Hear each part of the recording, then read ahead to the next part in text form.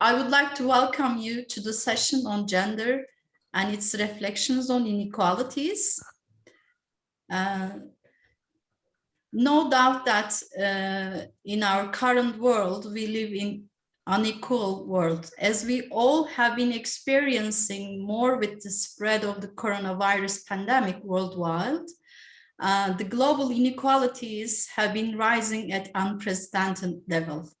So we also know that these inequalities may have many dimensions, and different social groups experience these inequalities differently. For example, ethnic groups, women, children, and elderly have been, experiencing inequalities differently. And women in the world have been burdening disproportionate share of these inequalities, as women and men are being treated not as equals. So gender plays an important role in who gets what in each society, and restricts women's access to available resources and services in general. So today, with the contribution of 4 distinguished speakers, we would like to examine the different dimensions of the relationship between gender and inequalities. So, but before we go with the presentations, there is a small note for our audience.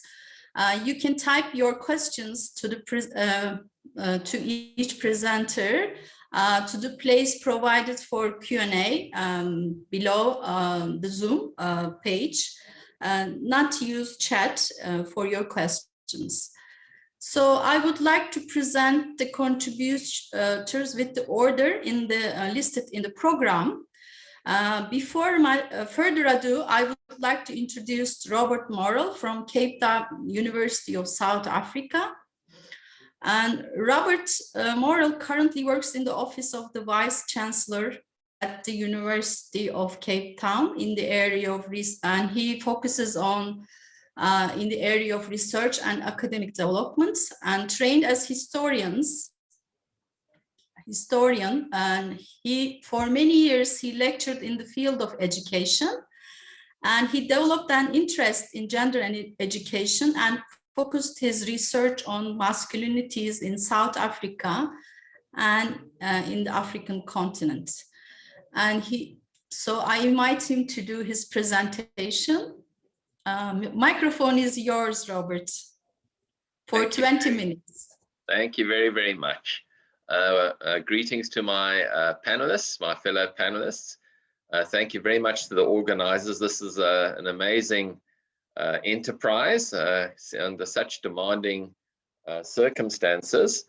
I am very far away geographically from you, but I feel very close to you. It's one of the features of the new times that we live in. I guess almost all of us are living in some form of lockdown in South Africa. Just for some context, we are between the 2nd and the anticipated 3rd wave of the COVID-19 pandemic. We are still having over 1,000 infections a day, but this is not considered to be the 3rd wave. We have a very big country, and the infections are distributed not uniformly. So at the moment, my province is badly affected, but the worst affected are on the East Coast and the central city of Johannesburg. So that's just a little bit of background. We have autumn here. You will see in my PowerPoint shortly that we have beautiful blue skies, but today, in fact, it's a little bit windy and a little getting cooler. I'm going to share a PowerPoint now. Let me try and do this. I need to be allowed to share my screen. It says it's disabled at the moment. How can I do this?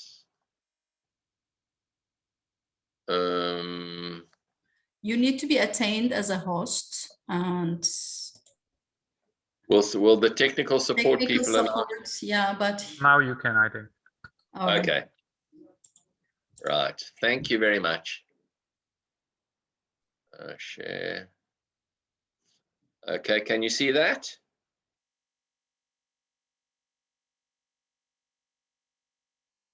Okay. So there you can see the University of Cape Town. This is the title of my talk, Gender Equality and Inequality in South Africa, Progress and Persistence. In a way, I'm using my own country and its experiences of gender change to talk about bigger debates that are of interest to feminists globally. And if I can put it like this, is how do we move towards gender equality? And these are very long debates, very old debates. And I will be trying to raise some of these debates by looking at certain themes. These are the three themes that I shall be focusing on.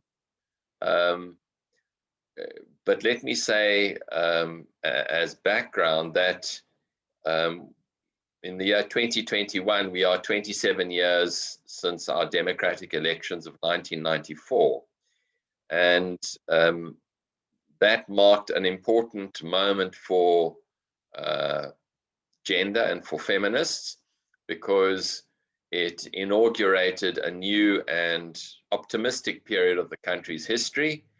Many of us believed that a new dawn had come, that we would make rapid strides towards ushering in gender equality.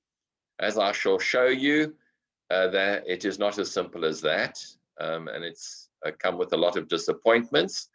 I think that is the lot of feminists worldwide, that we have a vision of a gender equal, gender fair, gender harmonious society, but it always seems to be slipping away from us. And I think really the question there is, why is this? Why is it so difficult to achieve advances even? And I don't have any easy answers. The big answers are normally that there isn't a sincere effort by the state, that patriarchy as a system is too powerful and resistant to change, that men have a stake in gender inequality. These are some of the arguments. I'll try and break that down a little bit as I proceed. So I'm stating things that I think are fairly well known. They're certainly well known in South Africa, but I'm not sure how widespread my audience is. So if I can just say that the apartheid regime, which began in 1948 with the Afrikaner Nationalist Party taking power through an election of white voters, became known for its authoritarian management style, for its use of force, both against its own citizenry and against neighboring states. So it was a very militarized society with strong gender inequalities almost everywhere you looked. And I shall be showing those later on in this short presentation.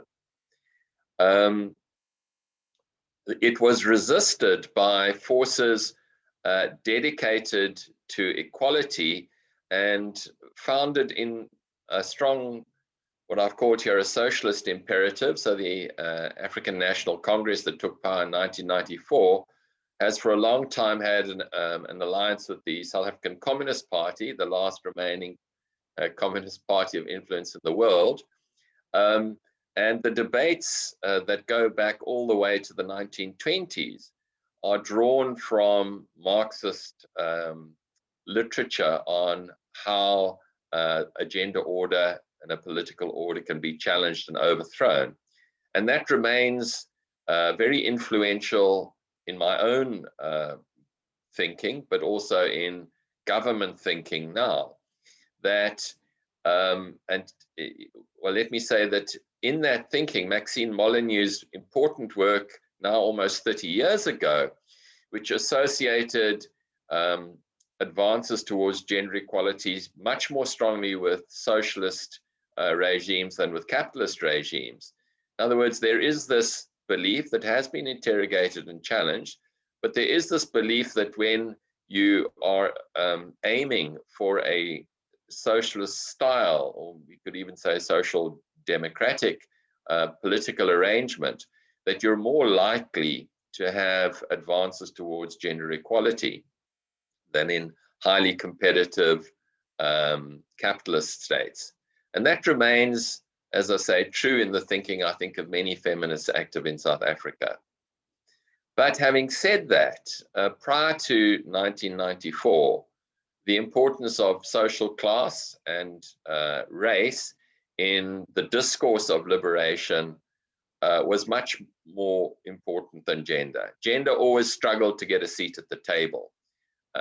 In the unions, in the trade unions, there were a small group of people who argued very strongly for gender, and there was, of course, a gender desk, the ANC Women's League, and other feminist groupings that attempted to argue the importance of gender. But generally, the argument was national liberation first, gender liberation second. So it was a kind of sequential idea. And this is still reflected in the agendas of government today, I would argue. I've also noted in that last bullet that in South Africa from the 70s to the 80s, feminism was very present in the academy, increasingly through publications and research. Issues of gender inequality, gender-based violence, and so forth became inserted into public discourse and eventually had a major impact on the shaping of the Constitution. So in 1990, when it was announced that apartheid would end and elections would be held, we had the release of Nelson Mandela, who became the first president. There's been a lot written about Nelson Mandela, and particularly his biography, A Long Walk to Freedom. In gender terms, Elaine Unterhalter's work has described a form of heroic masculinity. And indeed, he is a hero for many South Africans, a figure of unity, but also a person who sought reconciliation and peace, which was quite different from the previous governors of South Africa, the prime ministers and so forth.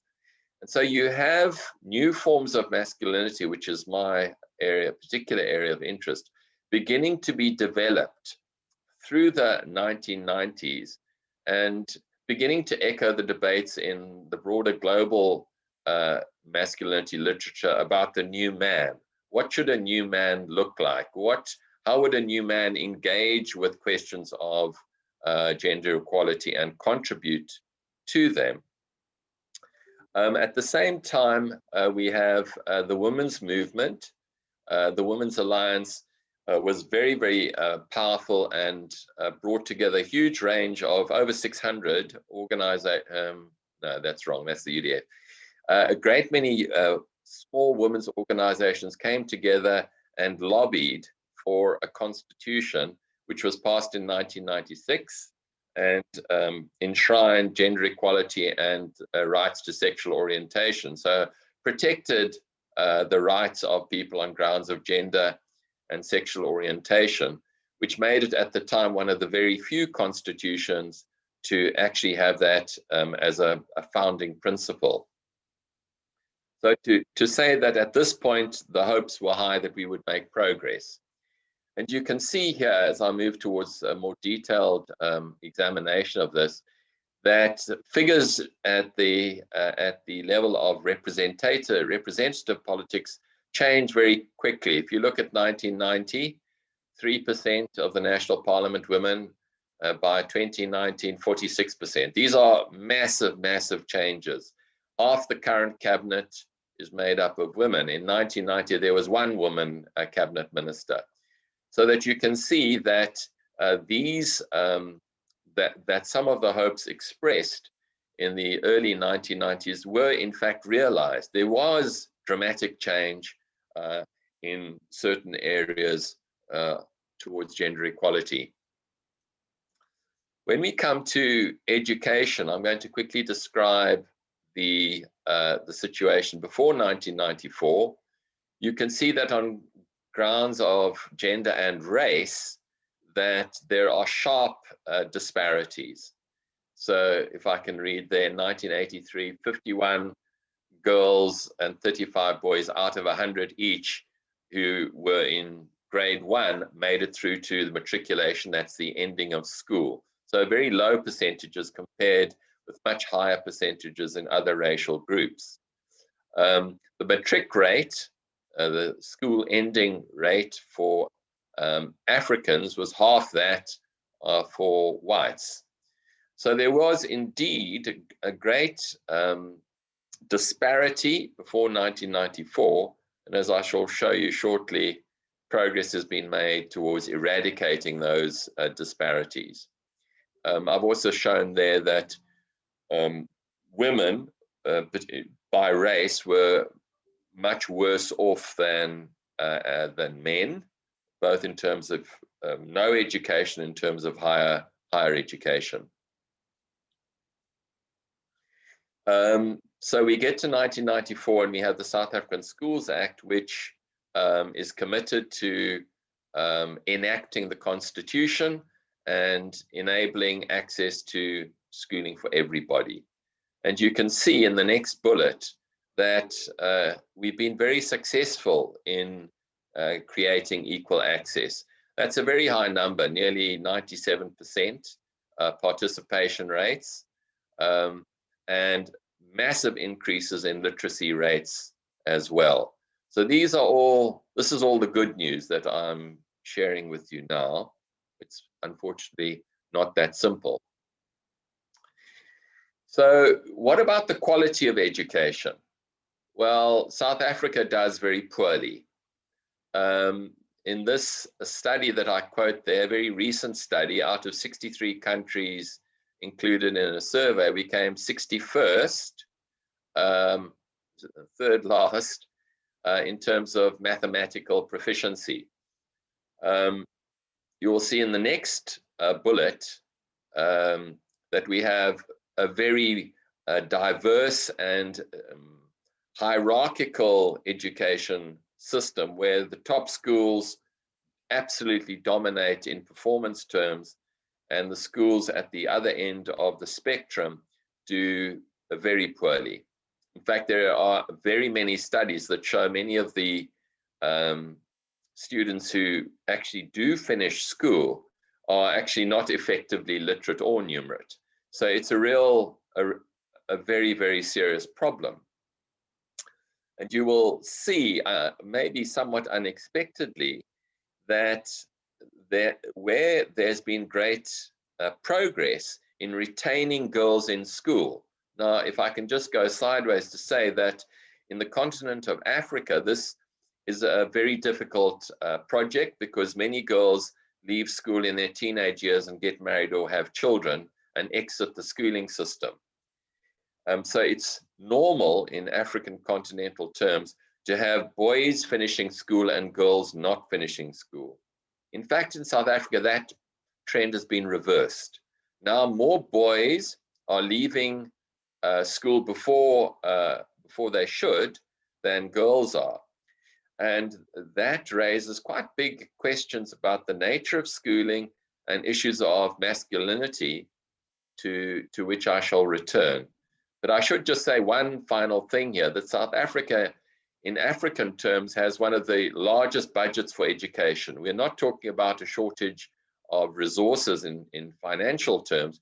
We're talking about legacies, and we're also talking about teacher quality, commitment, and a whole range of other problems. What about the economy? Before 1995, we see that women are much less likely to be economically active than men. This is the case accentuated across all racial categories. nearly half in the case of African men and women. And again, the unemployed statistics also show that African women were by and large had much less access to earning and employment than did men. Has this changed? Well, here you see a figure, a table, an illustration, which shows that indeed it has changed. The percentage of women in employment has been rising steadily. By the way, we've had terrible reverses. Although that gap has narrowed, the economy is close to recession in South Africa now. And often, as the introductory speaker noted, women are the worst impacted in recession. So there has been progress. This is not insignificant, but probably not as much as people hoped for. And you'll see here that at particular periods, that increased 38% compared to 10% of male increase in the labor force. So there was a response to policy and law which encouraged women participation. So there are laws that oblige employers to employ women rather than men, and I would say there's a kind of a quota system. So again, there are signs of progress, but unfortunately, it's not that simple. So that apart from employment, South Africa has a very large social grant system for people who are unemployed. There's a child grant mostly for mothers who have children. And this has impacted poverty. You'll see that poverty rates have fallen, but the weight of poverty is still experienced more heavily by women than by men. The poverty gap there you can see in the work of Dori Posel and Michael Rogan has actually widened. Female-headed households are far more vulnerable. And despite the social grants then, we see a situation where women are still too dependent on male providers. So that while there's been an increase in their capacity to support themselves, and there's been a massive increase in female-headed households, those households are frequently the poorest of households, and children growing up in those households have the least prospects of progressing in society, of social mobility. We come now to something that unfortunately South Africa is well known for. This is the pre-1994, these are pre-1994 5 figures. You'll see 105.3 and 119.5 rapes per 100,000, remembering that estimates are that only 1 in 30 rapes at that stage were reported. So these are very large figures. I'll show you some comparisons shortly. And despite efforts to combat gender-based violence and rape in particular, you see the rate has risen, which is a very distressing phenomenon. And it was in the early 2000s that Interpol described South Africa as the rape capital of the world. Unfortunately, it's a deserved term. Here I just looked at this website and I just randomly took these figures. They are shocking in the discrepancy that they show. Robert. Okay. I have to say that this website doesn't say what figures, what database they're drawing from. And I can't really believe that a social democracy like Sweden has so many rape rates, but it depends on the definition of rape and the reportage of rape. But you'll see Turkey and Japan right at the one end of this with, you know, really minuscule rates compared to South Africa. So this is a really very serious problem in South Africa. Those are huge figures. The murder rates, similarly, we amongst the most murderous country in the world. And there is a lot of masculinity work that relates to these these rates and the willingness of South Africans to engage in violence to resolve issues. This is just a recent piece taken from the Mail and Guardian, one of the main South African newspapers. I'm going to go quite quickly, but femicide rates you can see are exceptionally high, 5 times higher than the global rate. That is to say that partners frequently attack and kill their male partners, frequently attack and kill their female partners. There was a dip that you'll see here, and this goes to issues of resource and commitment, which I'm going to try and get to right at the end. I'm right at the end now, actually, of my talk, so I should be able to finish. So why is it that we have both progress and lamentable failure? Well, one of the questions would be, could the state do more? I will return to that shortly. In South Africa, we had set up right from 1996 onward the status of the Office on Women and the Commission for Gender Equality. These are Section 9 institutions who have a specific brief to address gender equality and bring it out discursively in the public and to make recommendations for policy and law. I think their performance has been underwhelming. And in fact, recently, the major work of these organizations has been in the 16 days of activism to engage in kind of public statements rather than to intervene to effect material change, both in employment patterns, in gender-based violence interventions, in the performance of the police and the law courts, in actually bringing, for example, rape perpetrators to book. Currently, I think the percentage is 3% of somebody who is charged with rape is likely to be convicted. 3 out of 100.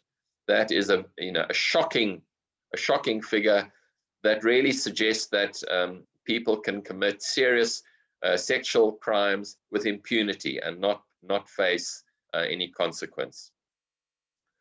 From below, we've had a great many gender organizations established in South Africa. The Sonke Gender Justice, one of the best funded NGOs in the world, has been doing fantastic work, focusing on mostly gender-based violence, but also issues of fatherhood and employment amongst men, to try and produce and impact constructions of masculinity, to promote democracy and peace. ADAPT, which is a township organization established in Alexandra Township in Joburg, established by Mochilo Motse, has also been working with young men who've been involved in violence against their own partners. So there are many organizations actively working. And I think a lot of the advances that have been made because we've been so active through civil society. I think there needs to be an alliance or a working together between the state and civil society. And regrettably, that has begun to fall apart. It seems like the state is resisting civil society demands for more active gender transformational work. So finally, my last slide. One of the problems we may have had was the presidency of Jacob Zuma, who was found not guilty in a very famous rape trial in 2006.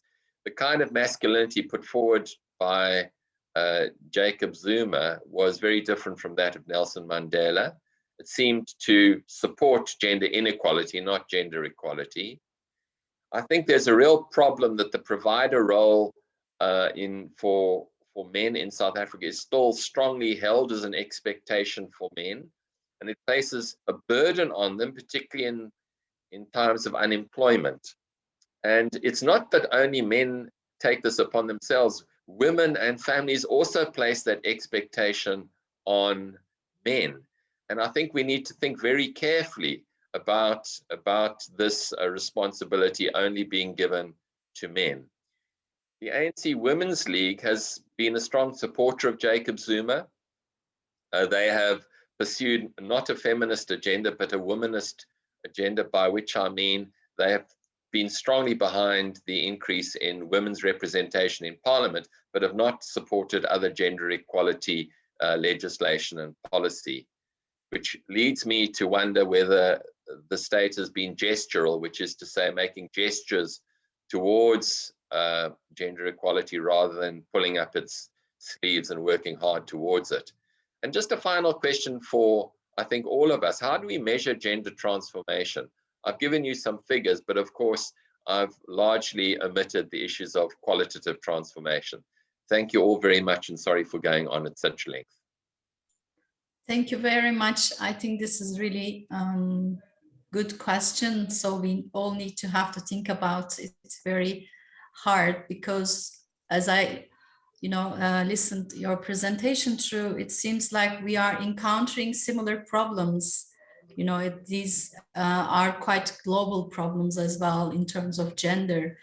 But thank you for this really interesting presentation, because it showed us that gender and the struggle for equality actually in the context of South Africa has tried to open up a democratic space for equality.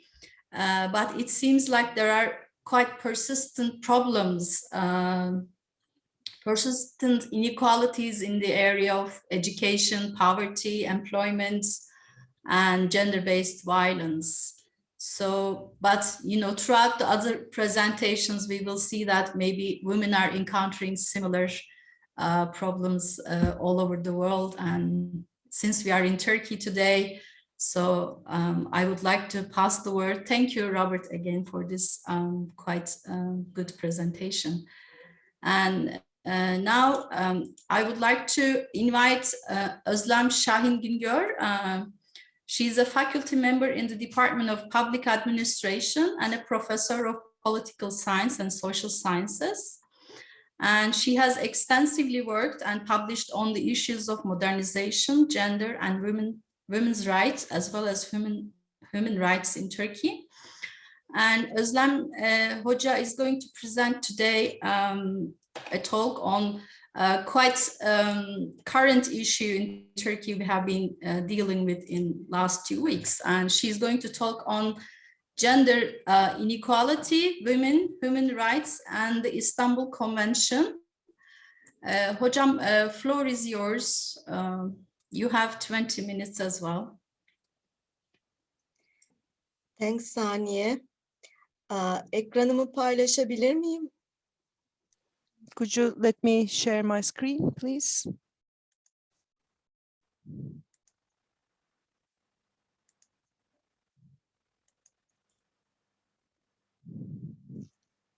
Evet, ben sunumumu Türkçe yapmak istedim. Türkiye'den çok katılımcımız olduğu için. I want to speak in Turkish because many of the attendees will be from Turkey, and we also have friends who are in charge of the simultaneous interpretation. That's why I have tried to prepare a detailed PowerPoint presentation, but don't be overwhelmed with the number of the slides here. I'm trying to change the slides, but I can't do it at the moment. Anyway, now, let me first of all dwell upon the topics or concepts that I will be talking about. I will try to talk about human rights, women's human rights, and the relationship between the rule of law and philosophy. Secondly, I would like to talk about the gender as a concept, the inequalities in terms of gender relations, and I would like to talk about the power relations and hierarchy. Lastly, I would like to talk about Istanbul Convention in connection with all of these concepts. When we talk about human rights, in a very general sense, basically we are talking about the right to live in line with human dignity.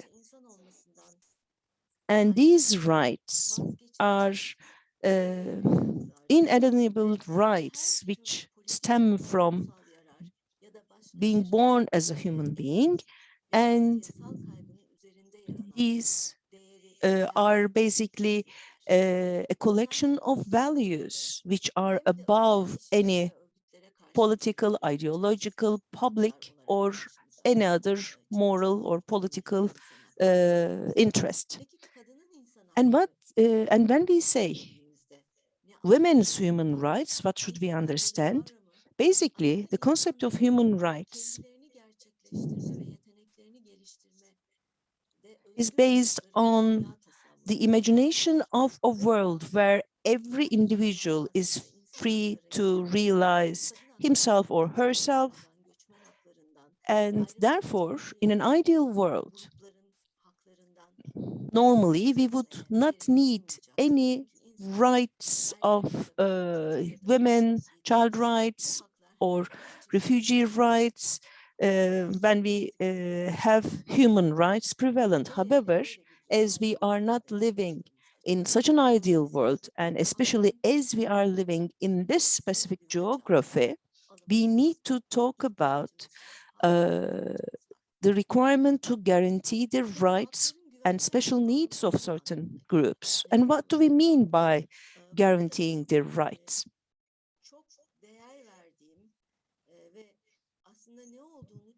And at this point, I would like to share with you a definition. The rule of law. In fact, this has a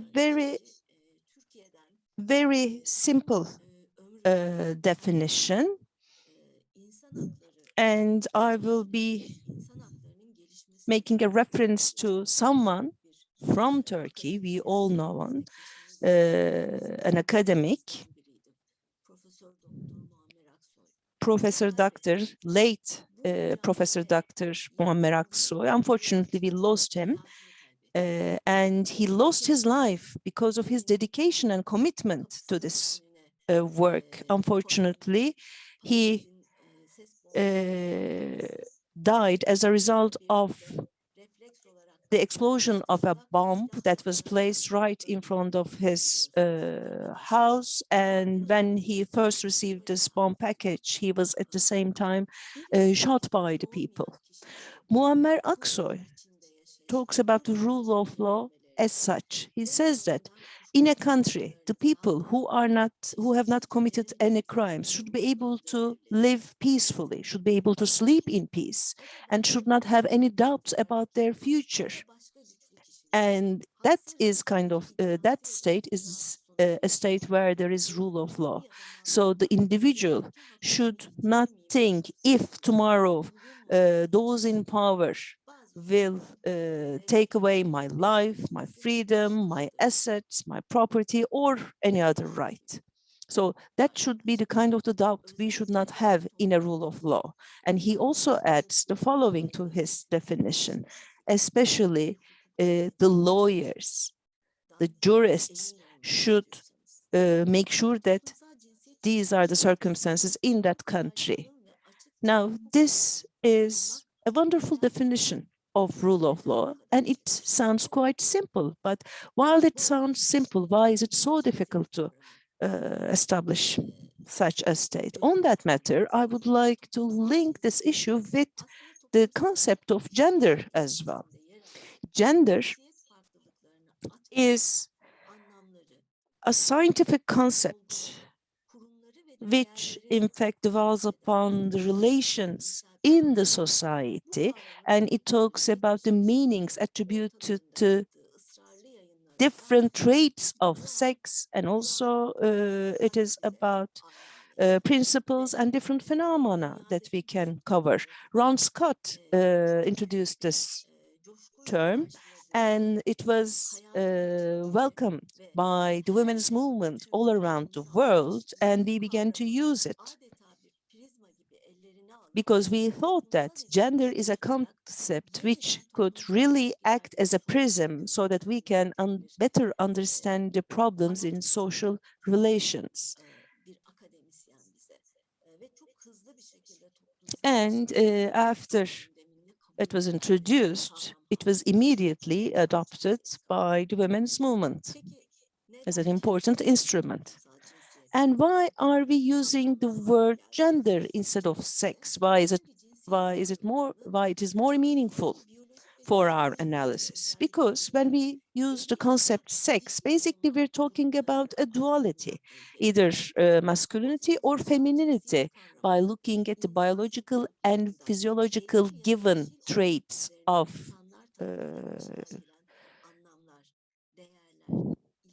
the animate. But in fact, when we talk about gender, we are also talking about the meanings, attributions, principles, behaviors, attitudes that are constructed historically, culturally, and spatially. And this enables us to focus not only on the individuals, but also on the institutions, social institutions. And with this instrument, we can understand whether a certain institution is established on certain ideological conceptions. So, and what can we say about the gender relations? If we take this as a prism, that would enable us to understand different societies, different periods of history.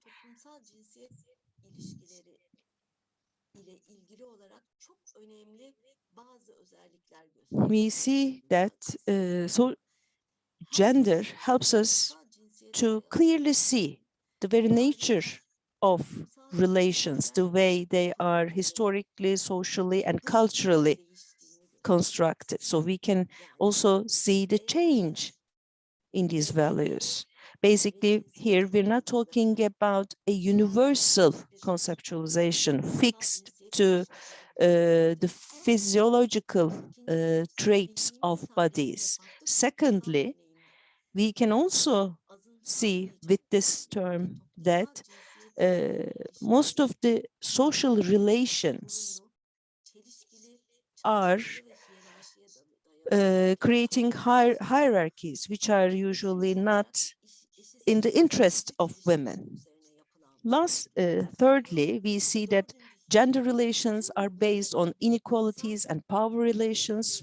Fourth, we see that this is a human construct and therefore it constantly changes and it is open for further change. And again, because of all the traits that I've tried to list, it is human-made, it can be changed, it could also be transformed into horizontal relations and equality, and new orders can be brought up. So at the same time, it brings us some hope.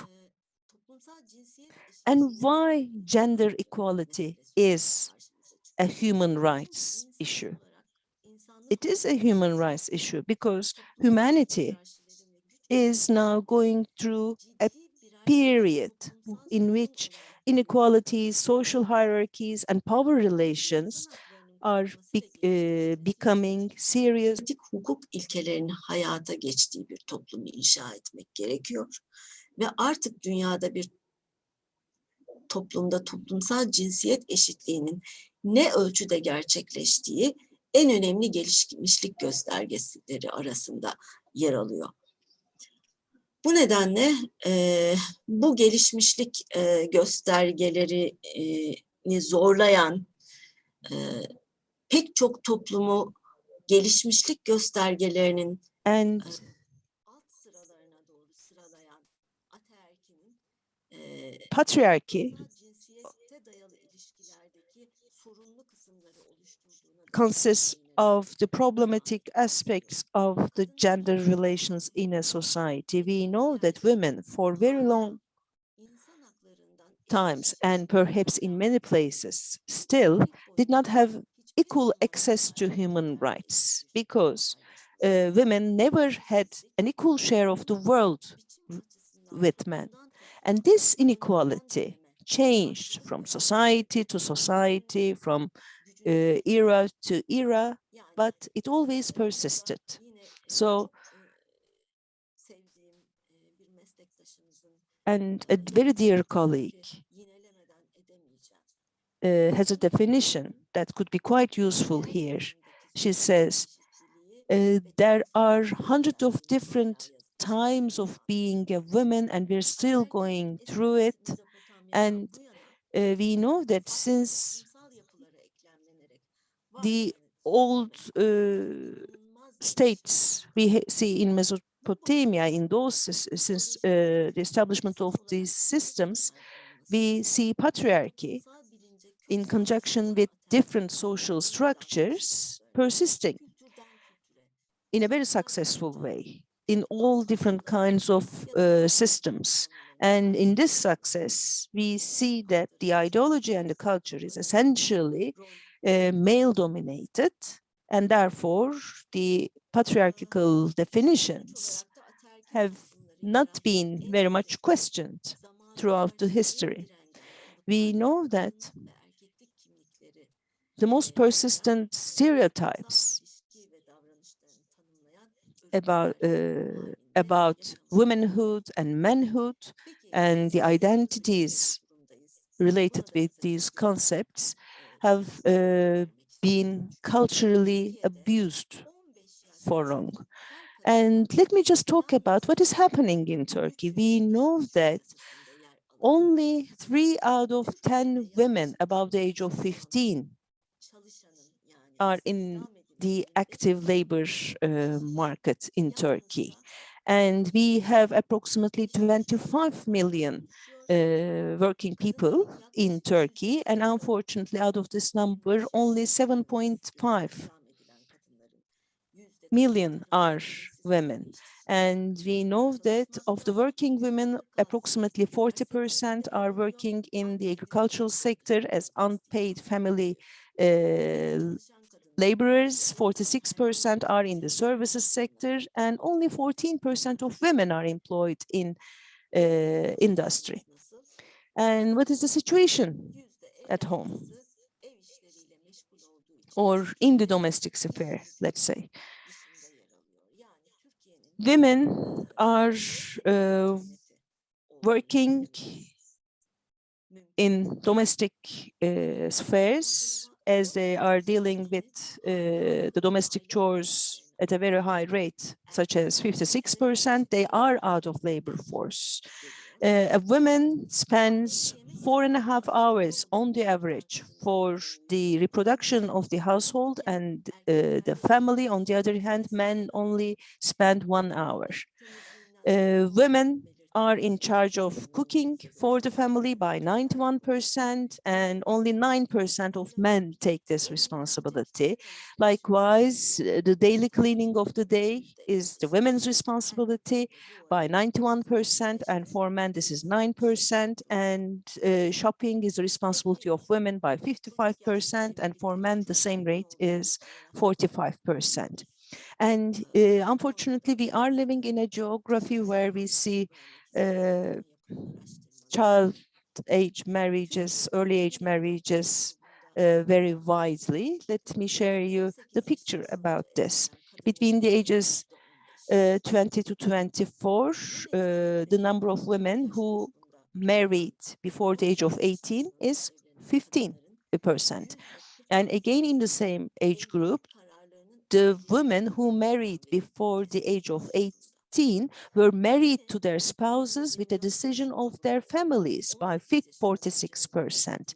Again, in the same age group, the interfamily marriages rate is 37% for those who marry before the age of 18. And women are also sold to their spouses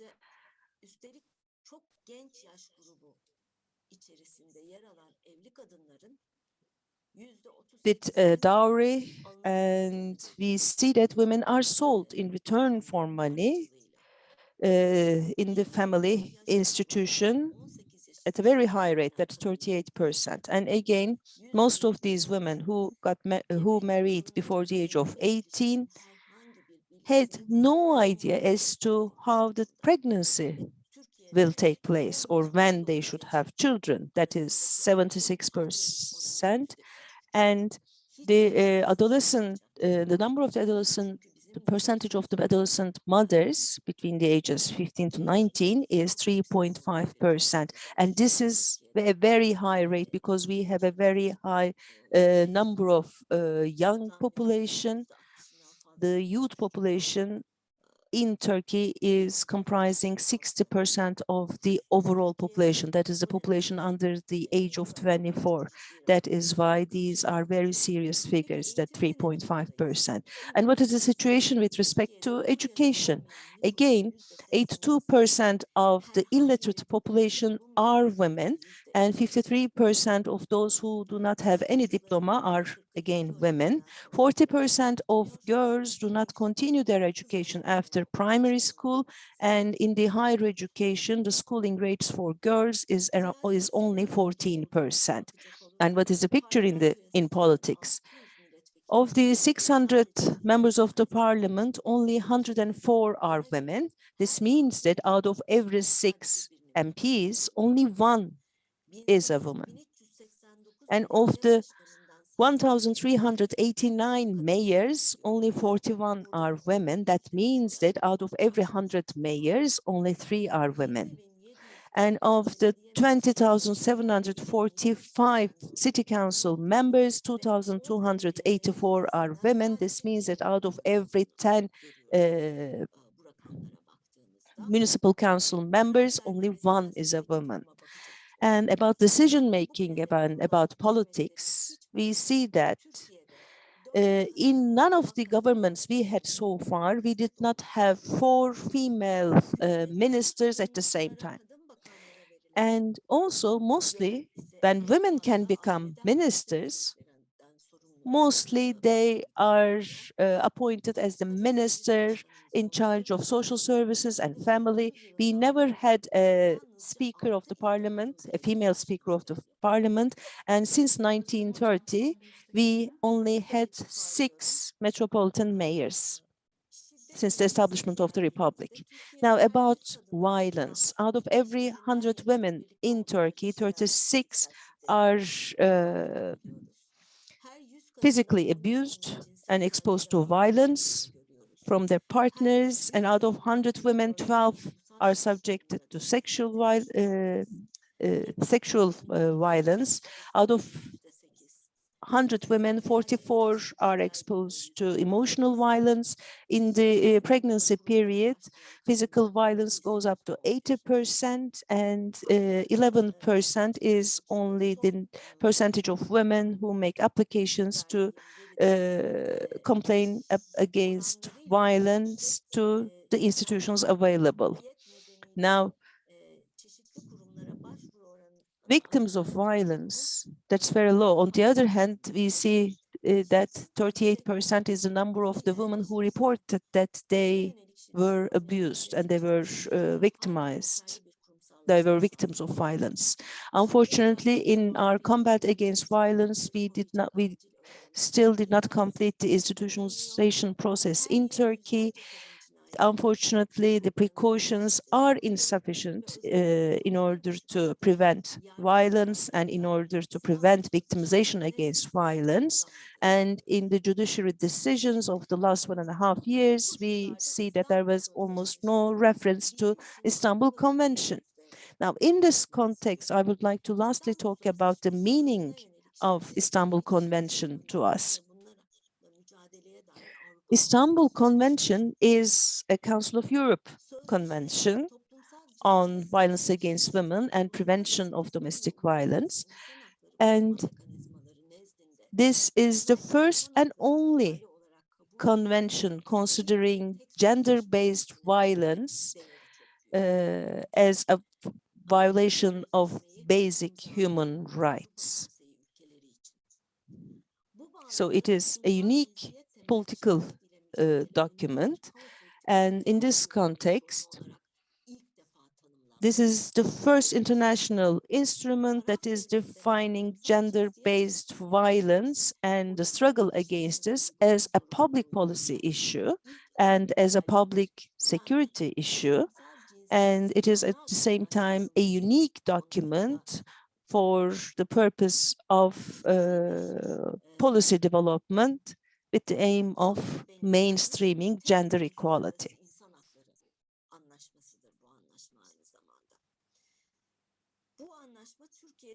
This convention, as you know, was drafted in Turkey. Turkey was the first country to ratify it, and soon after the international enactment,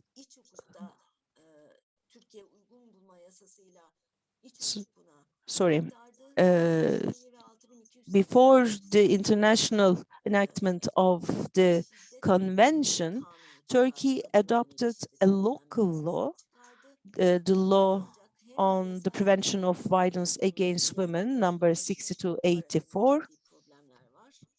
But of course, there are certain incompatibilities between the convention and the law, and also we have problems with regard to the implementation of both the law and the convention. First of all, Turkey is, despite the fact that Turkey is a founding member of the Council of Europe, and despite the fact that Turkish is one of the official languages of Council of Europe, the convention was mistranslated into Turkish. That's the official translation.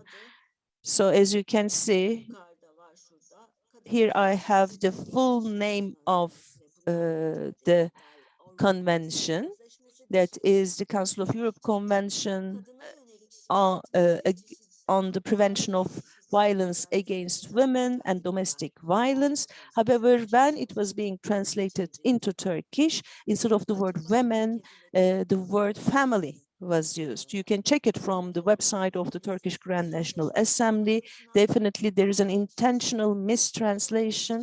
There you will see the word violence within the family instead of domestic violence, because in the civil code there is a clear definition of family. For family, basically you're talking about an officially recognized union. Apart from that, the other people in civil partnerships or people who are living under the same roof, those are not coined with the word family according to the Turkish law. And also violence is not considered as a gender equality issue. For example, when we take a look at the Ministry of National Education's practices, there was earlier a project for the integration, for the gender mainstreaming of the curricula, but later on it was cancelled. Likewise, the Higher Board of Education had started a project for mainstreaming gender equality, and as working committee was established for this, but later on this was dissolved and the project was cancelled. And the government authorities are not willing to collaborate with the rights-based civil society organizations, and the government is satisfied with the existing regulations in the domestic legal framework. And also, when we take a look at the Gravia report on Turkey, those recommendations are very important. The group of experts issued their first report on Turkey on October 15, 2018. And in the report, it is said that there are some positive developments. However, there must be more serious efforts spent on the prevention of violence against women.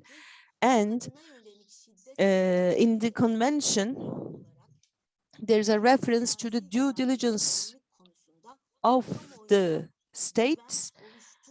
And on that matter, the Gravia report says that the government is not being trusted. So, in a very polite manner, in fact, this report says that there is no trust in the government for fulfilling the requirements and obligations under Istanbul Convention. And there is a clear recommendation as to changing this path. However, this did not happen. And about the incompatibilities that I have listed earlier, again, in the report, you can find many of the gaps in the Turkish legislation. Now, last but not least, I would like to say that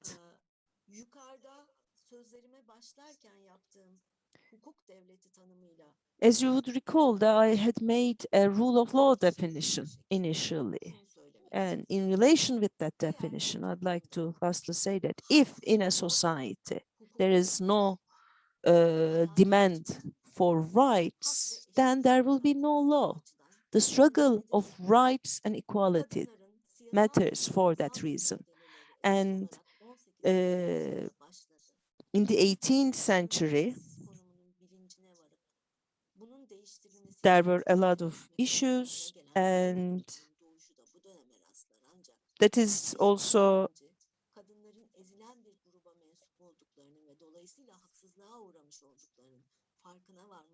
another matter that was listed here. We have to understand that the differences between men and women are not natural. On the contrary, these are social constructs, and we have to have some kind of an awareness of equality. And at the same time,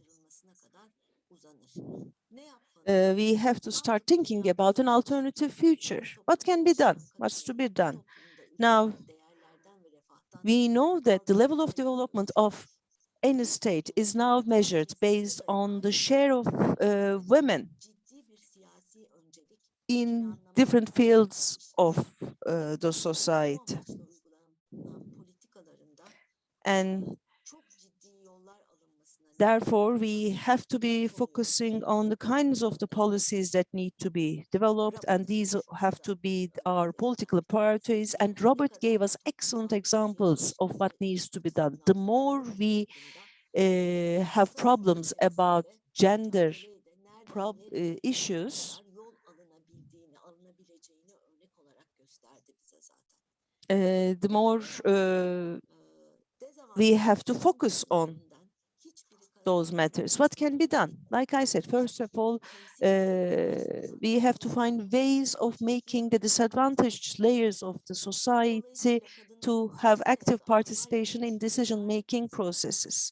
For that reason, either through appointment or through elections, more women should be taking place in the decision-making mechanisms. We have to be taking affirmative action in that regard, and this needs to be guaranteed at the legal level and also at the constitutional level. Also, we have to transform our education system, both the formal and informal, in a way to emphasize the gender equality. We have to find ways of equal distribution of the social resources and power, and at the same time, we need to organize the struggle. Thank you so much for your attention.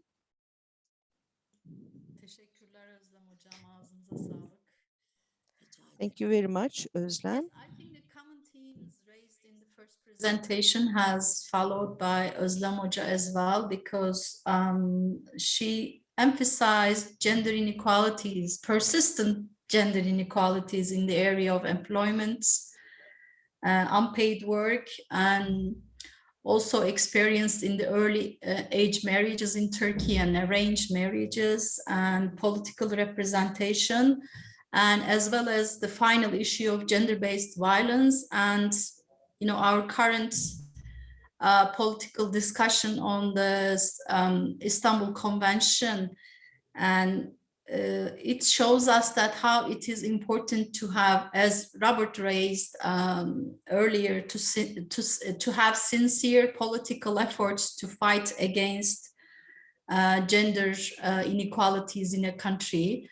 But also, you know, women's struggle also have important voice in this regard as well. Okay, before taking too much time, I would like to move to our third presenter, Aileen O'Driscoll.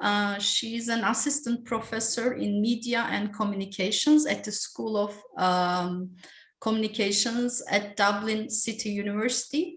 Her interests are in the cultural and creative industries, and she's currently working on a research project focused on the lives, inspirations and motivations of women working in a range of creative professionals in Ireland.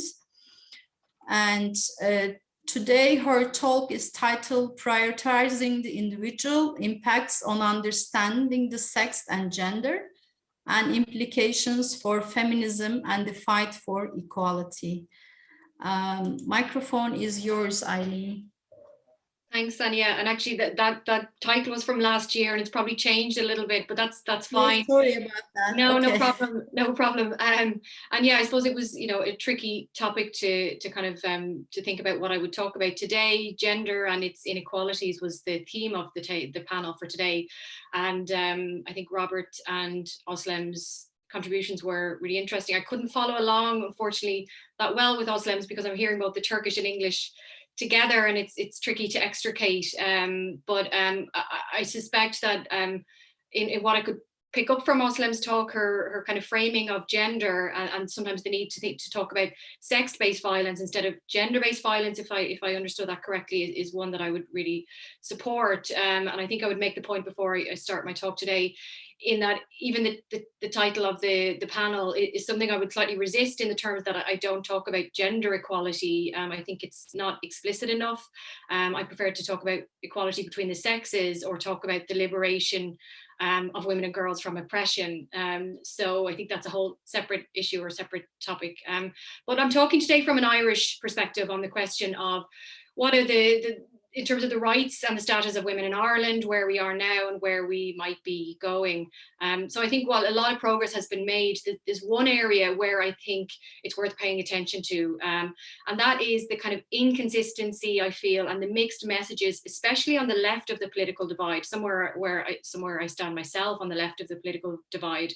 And this also includes a significant cohort of feminist academics and activists. And this is on the issue of sex. So specifically the sexual abuse and harm and exploitation of women. So on the one hand, I think in Ireland, there were very welcome, increasingly vocal collective conversations happening around the issue of sexual assault of women and girls and the importance of sexual consent. But on the other hand, there appears to be a growing adherence to the so-called sex work is work position, which would seek to legalize prostitution and to normalize a range of activities associated with the sex trade. So that's something that I have serious concerns about. And as the Sexual Exploitation Research Programme, which is based at the University College Dublin, have outlined, paying attention to the language that we use is really critical. So feminists who are researching in this area will often favor the terms women in the sex trade or women involved in prostitution over simply prostitute because of its dehumanizing and negative associations. And in addition, the Sexual Exploitation Research Programme prefer not to label such women as sex workers, something we're increasingly hearing, because they say it's not really representative of how the majority of people, the majority of women working in prostitution identify themselves.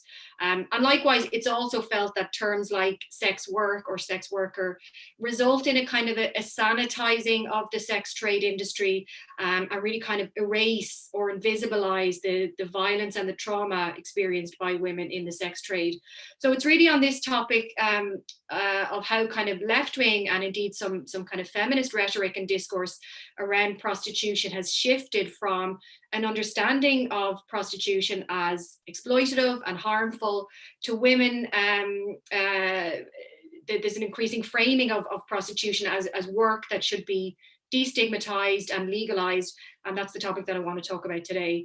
So first, just by way of context, and I won't spend much time on this, I would start by just saying that after quite a delayed start, women in Ireland have in more recent years made very significant progress in, attaining a kind of a status and a standing in Irish society that far exceeds previous generations. So I think that is to be really celebrated while, not downplaying the further progress that's needed. So in the political space, there's progress made in terms of gender quotas for political parties to put forward a certain percentage of female candidates. There's very slow change there, but there is tentative evidence of progress being made in the political sphere. Likewise, in the economic and kind of finance and business world, again, tentative kind of progress made.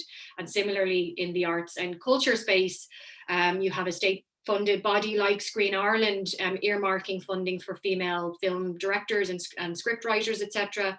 So again, you know, I think that's a very welcome development and represents a genuine commitment to ensure that women in the art and culture and film space are supported and mentored to the same degree as men. And as well, in Ireland in recent years, there has been the really hugely important Repeal the Eighth referendum.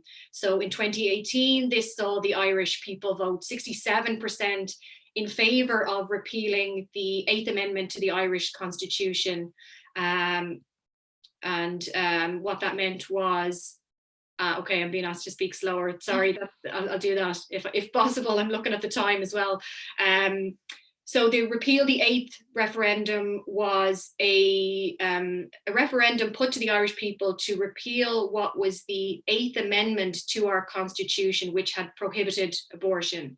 So given that the Irish people voted in favour of that, it paved the way for legalizing abortion in Ireland. So that was a fight that feminists in Ireland had fought for many, many decades. So this was a huge win for women and women's rights in Ireland.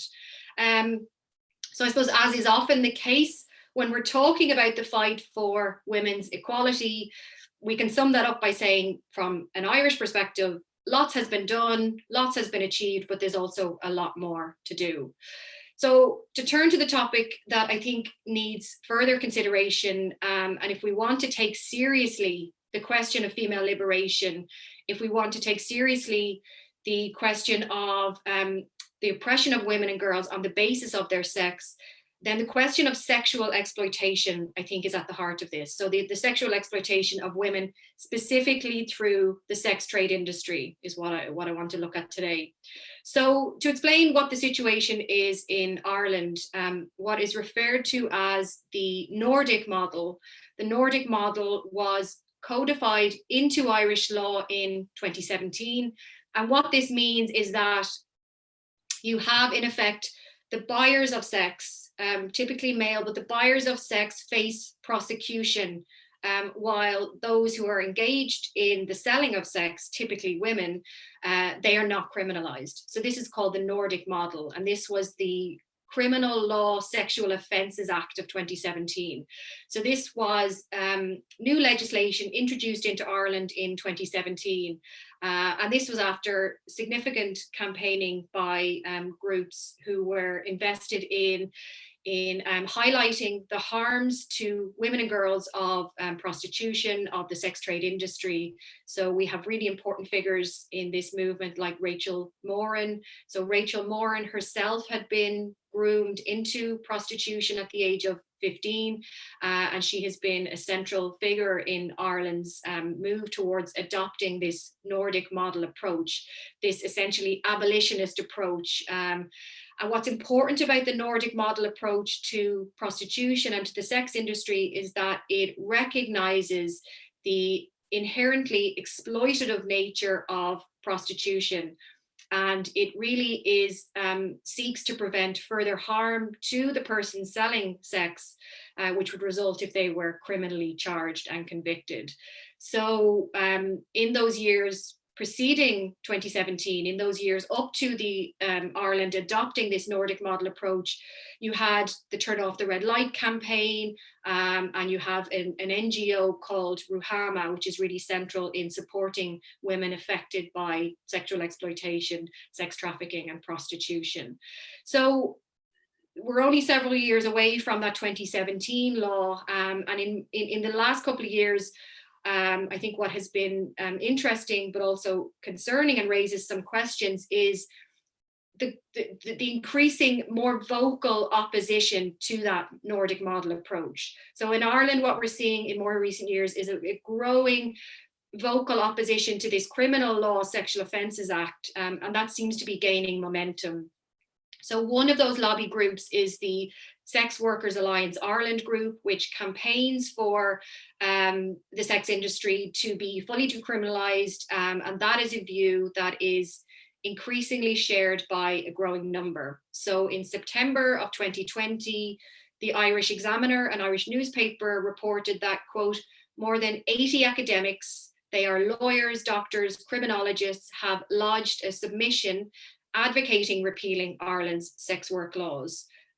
This diverse group of academics spans lawyers, sociologists, criminologists, historians, economists, medics, nurses, psychologists, media studies scholars. So in other words, what the Irish Examiner is reporting there is that 80 academics had come together, 80 academics, practitioners, different scholars in different spheres had come together in Ireland and had looked at this Criminal Law Sexual Offences Act, had looked at the Nordic model approach and said Ireland needed to repeal that and rethink its laws around sex work.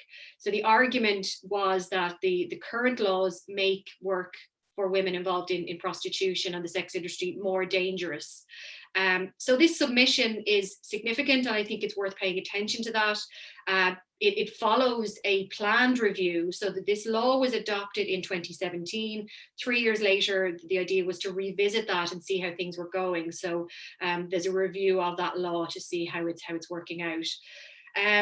And again, as I say, I think this is something I'm concerned about, this opposition to the Nordic model approach. So the question I'm interested in is what explains this turn towards a legalization argument. It's something we're seeing in globally in kind of leftist feminist discourse. And again, I consider myself a left-leaning feminist, so I'm at odds with this approach or this argument. But there is evidence of a turn on the left towards this argument to legalize prostitution and to legalize aspects of the sex industry. So for some people who take up this position, they take it reluctantly. They don't celebrate the idea of legalizing prostitution and the sex industry, but they see it as the lesser of two evils. So in other words, they wouldn't advocate that work in the sex trade is like any other job. They would say that, look, it's inevitable. It's an inevitability that women are going to be, women and men are going to be involved in the sex industry. And for those who are working in prostitution, the safest way to do this is to bring the sex industry out into the open. Other people would take up another view in the sense of saying, well, sex work is work. So this is what it's called now, the sex work is work position. And proponents of this view, supporters of this idea that sex work is work, come from a kind of a different perspective. They would say that trading sex for money is not any more harmful than any other kinds of work. That the thing that makes it harmful is the fact that it's illegal.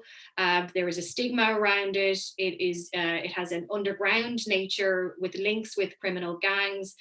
And it's these aspects that leave women vulnerable to exploitation. So the argument here is that by legalizing the trade of sex, these harms are eliminated. So that is kind of one of the arguments being made in terms of this move towards a legalization, an argument to legalize the sex trade industry. So pro-sex work rhetoric appears to be having an impact on the way that it legitimizes and the way it normalizes the trading of sex for money. And there's an increasing phenomenon of many young women entering the modern sex trade industry in increasing numbers. And actually there appears to be an increasingly common, it appears to be increasingly common for university students, female university students, to get involved in the sale of sex and the sale of sexual services during their studies. So looking at the UK for a moment before we come to look at the case of Ireland, in the UK, Leicester University was recently met with many objections and quite controversial following the publication from the university of what they called a student sex work toolkit, as reported in the Mirror newspaper, quote, while the document details that sex work is a broad term and that some of their students may not identify as a sex worker, they opted to use the term in order to break the stigma that surrounds the industry. staff have been advised by those who penned the information handout alongside sex workers not to be judgmental before ensuring that any student who engages with the industry is positively supported. So in that newspaper article, Leicester University had identified that about 1 in 25 students participate in sex work. So really a not insignificant number that we're looking at there. 1 in 25 students participating in sex work, and the University of Leicester trying to meet that reality by publishing, again, what they call this student sex work toolkit. So, you know, arguably this is a well-meaning attempt to support its students engaging in the selling of sex and sexual services. But many have argued that, you know, this legitimizes and normalizes the notion that struggling female students, and it'd be mostly female students involved in this kind of work, that struggling female students would turn to the sex trade to make ends meet, to pay their bills, to pay their student fees. And what this does, many have argued, I think convincingly, is that what it does is ignore the root cause of this growing phenomenon. So why would university students turn to the sex trade industry? Well, there's the increasingly high and prohibitive costs associated with higher education. So rising rents, higher student fees, all of these things having an impact. So the argument here would be, instead of devising a student toolkit for students involved in the sex trade industry, universities will be better placed to offer financial supports to pay for fees or rent supports. So, you know, I think the broader context is one that's worth noting here. And as the Daily Mail from March of 2021 just recently has noted, quote, as schools across Britain face allegations of allowing a toxic rape culture to flourish, and as dozens of young women come forward to share their stories of sexual assault, sexual violence at school, many might see it as a bitter irony that these same young women are now entering universities that appear to have endorsed prostitution as a means of paying for studies. So again, the idea here that there's mixed messages in our culture. So on the one hand, there is increasing attention on our schools, our high schools, our young people, our teenagers, and the concern around young men in particular consuming pornography, the impact of violent pornography on their attitudes to their fellow female peers, what this means in terms of the evidence of sexual assault and sexual harassment in schools on the rise. But on the other hand, you also have this phenomenon of universities potentially normalizing and legitimizing females entering the sex trade as university students to pay their fees. And, you know, Leicester University is not alone in this in the UK. Other universities, including Newcastle and Brighton universities, have also published policies on so-called student sex workers. So for instance, during Freshers Week at the start of the academic year, so Freshers Week, I'm sure everybody's familiar with, is the idea that at the start of the academic year, the clubs and societies from the university will, you know, set up stalls and try and recruit new student members. So these would be things like film societies, sports societies, etc. There's been reports that at some Freshers Weeks at colleges in the UK, you have sex workers having a presence on campus. And what's happening there is that student unions, the student union societies have started to align themselves in increasing numbers, align themselves with a sex work is work position. So this follows on the heels of the UK's National Union of Students, which took the stance of standing with students who engage in work in the sex trade industry. So, you know, again, the issue here, the one that critics, and myself included, would be asking is, why is this happening? Why would female students feel the need to get involved in the trading of sex for money? And as journalist Sarah Dighton has noted, she talks about the changing nature of work. There are fewer options for students to take up casual work, working in shops, working in restaurants. And obviously that's been exacerbated since COVID-19. Those options for working in your local shop, working in a restaurant, etc., they're off the table for a lot of students. So there is real concern, at least for those of us who are worried about this trend, there's real concern that in the time of COVID-19, increasing numbers of female students are feeling forced to turn to the selling of sexual services. You know, and that won't be necessarily in more kind of traditional ways of prostitution in terms of red light districts or engaging in brothels, but it will be online. OnlyFans is a platform where you can set it to kind of private membership. So there is concerns around that as a trend. So in terms of the situation in Ireland, the director of the Sex Workers Alliance Ireland group, Kate McGrew, was reported in the Mirror newspaper last year as saying, quote, "The fastest growing group of people who are doing sex work right now are university students. We've been going into universities," she says, "and setting up tables, and we have safety information, know your rights cards, etc." So McGrew from Sex Workers Alliance of Ireland is saying that that they're a welcome presence on campuses in Ireland and that there is support for students already involved in the sex trade. She doesn't mention whether they're typically male or female, but I think we would suspect that where students in Ireland are engaging in the selling of sex or sexual services for money, they are typically women, they're typically female. So in a trend that mirrors the UK, in Ireland, the Union of Students in Ireland appear also to be supportive of this sex work is work position, or this normalizing of sex work. So they tweeted, this is the Union of Students in Ireland, they tweeted in August of 2020, quote, "A review of Ireland's sex work law is currently taking place, and Sex Workers Alliance Ireland is encouraging supporters to fill in a survey telling Department of Justice Ireland what you think of the current law." So I suppose that's not necessarily an endorsement of Sex Workers Alliance Ireland's position of seeking to repeal the Nordic model, but I think the tagging in of Sex Workers Alliance Ireland and the use of the word supporters does imply and suggest that the Union of Students in Ireland is supportive of this move to repeal the Nordic model and to look at legalizing the sex trade in Ireland.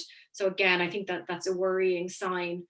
And this is all in a climate where the Union of Students in Ireland is doing very good work in the sense of on campuses and in terms of educating university students, that there's a lot of conversation around sexual assault of female students on campus. There's a lot of talk around issues of consent. So I think all of this creates a mixed message in our culture. There are mixed messages being sent to men and boys around sex, around sexuality, around women and girls. And I think that's proving to be quite dangerous in the sense that sexual entitlement is already a growing issue. And just last year, late last year in November 2020, the Irish police force were called in to investigate the alleged uploading of thousands of intimate images of Irish women and girls without their consent to an online messaging platform called Discord.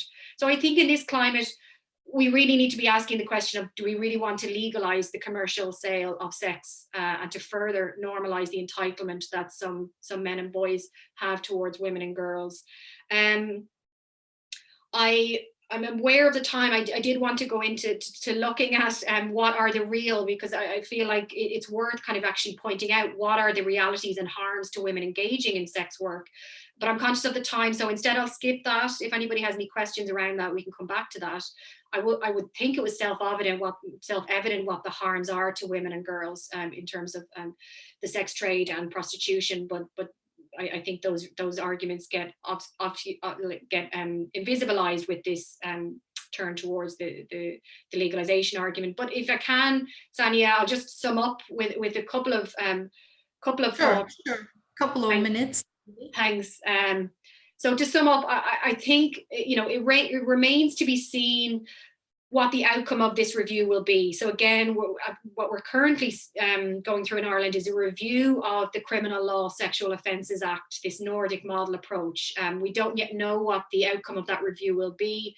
As I say, there's growing opposition to it, but I think it is really timely at this moment to reflect on what is the appropriate position for feminists to take on this issue. And I would turn to an anonymous radical feminist called Rad Femme Fatale, who writes in an article in 2017, feminism is not about gender equality. This is something I mentioned at the start. So gender equality, whatever that is supposed to mean. Instead, feminism is about female liberation. Rad Femme Fatale critiques the tendency in our culture to frame sexual objectification as liberating. And she terms what she terms neoliberal feminism and its focus on choice is the argument that we often see sex work campaigners rely on. So the notion of bodily autonomy, the argument that stigma is the biggest issue faced by women involved in sex work is one that many of us would simply reject altogether.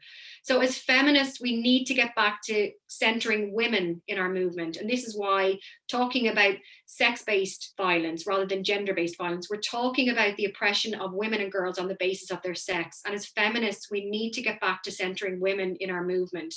And I think 30 years on from Catherine McKinnon's 1990 essay, Liberalism and the Death of Feminism, it's worth considering her arguments given today's panel topic on reflecting on inequalities. So McKinnon says in terms of the radical feminist second wave movement of the 60s and 70s, she talks about that movement as centering women, as centering the material realities of women's lives. And she says, quote, "Why did we do all this? We did it," she says, "because we were a movement that valued women. Women mattered." So her framing of second wave radical feminism as a deeply collectivist movement rings true. It doesn't reduce the issues facing women to contemporary ideas of choice or stigma. And I think that that's a very compelling position to take. So I think there was a clearly felt understanding that women who suffer violence, women who suffer sexual exploitation have been subjected to those experiences because of patriarchy. And that that we are all subjected to that violence and exploitation when any woman is. So for those reasons, I think it's really paramount that anyone who cares about eradicating sexual violence and sexual harm against women and girls has to support the Nordic model and reject the arguments that would seek to legalize the sex trade industry. Thanks, Saniye. Thank you very much, Aileen. This is really thought-provoking presentation. So I believe that in the age of uncertainty, we are really have to find our way, but this way has to be quite universal, in terms of our concepts, and as well as, protecting women's rights universally. So maybe in the final round, we will give you, a couple of more minutes to talk about, how women are harmed by these changes, especially, as you frame them as the result of structural inequalities taking place in neoliberal societies. So thank you very much. But before taking too long time, so I would like to move to our next presenter, Hatice Nur Erkızan. She's a faculty member in the Department of Philosophy and a professor of history of philosophy. And she has extensively worked and published on Aristotelian existence, modernization, and human rights. And she's the author of many books ranging from ancient and medieval philosophy to philosophy and feminism. And her talk today is on women and tradition. Hocam, buyurun, söz sizin. 20 Professor, the floor is yours. You have 20 minutes, but if you need an extension, maximum, you will have 25 minutes. Thank you. Thank you so much for organizing this important event, and I would like to thank each and every one of you. And I'd like to say hello. Now, the speakers before me have really provided us an excellent overview of the empiric dimensions of women's issues. And I will try to complement their speeches from a different perspective. So with reference to those empirical data that were provided, I will try to discuss why and how we are talking about these, or we are going through these times. So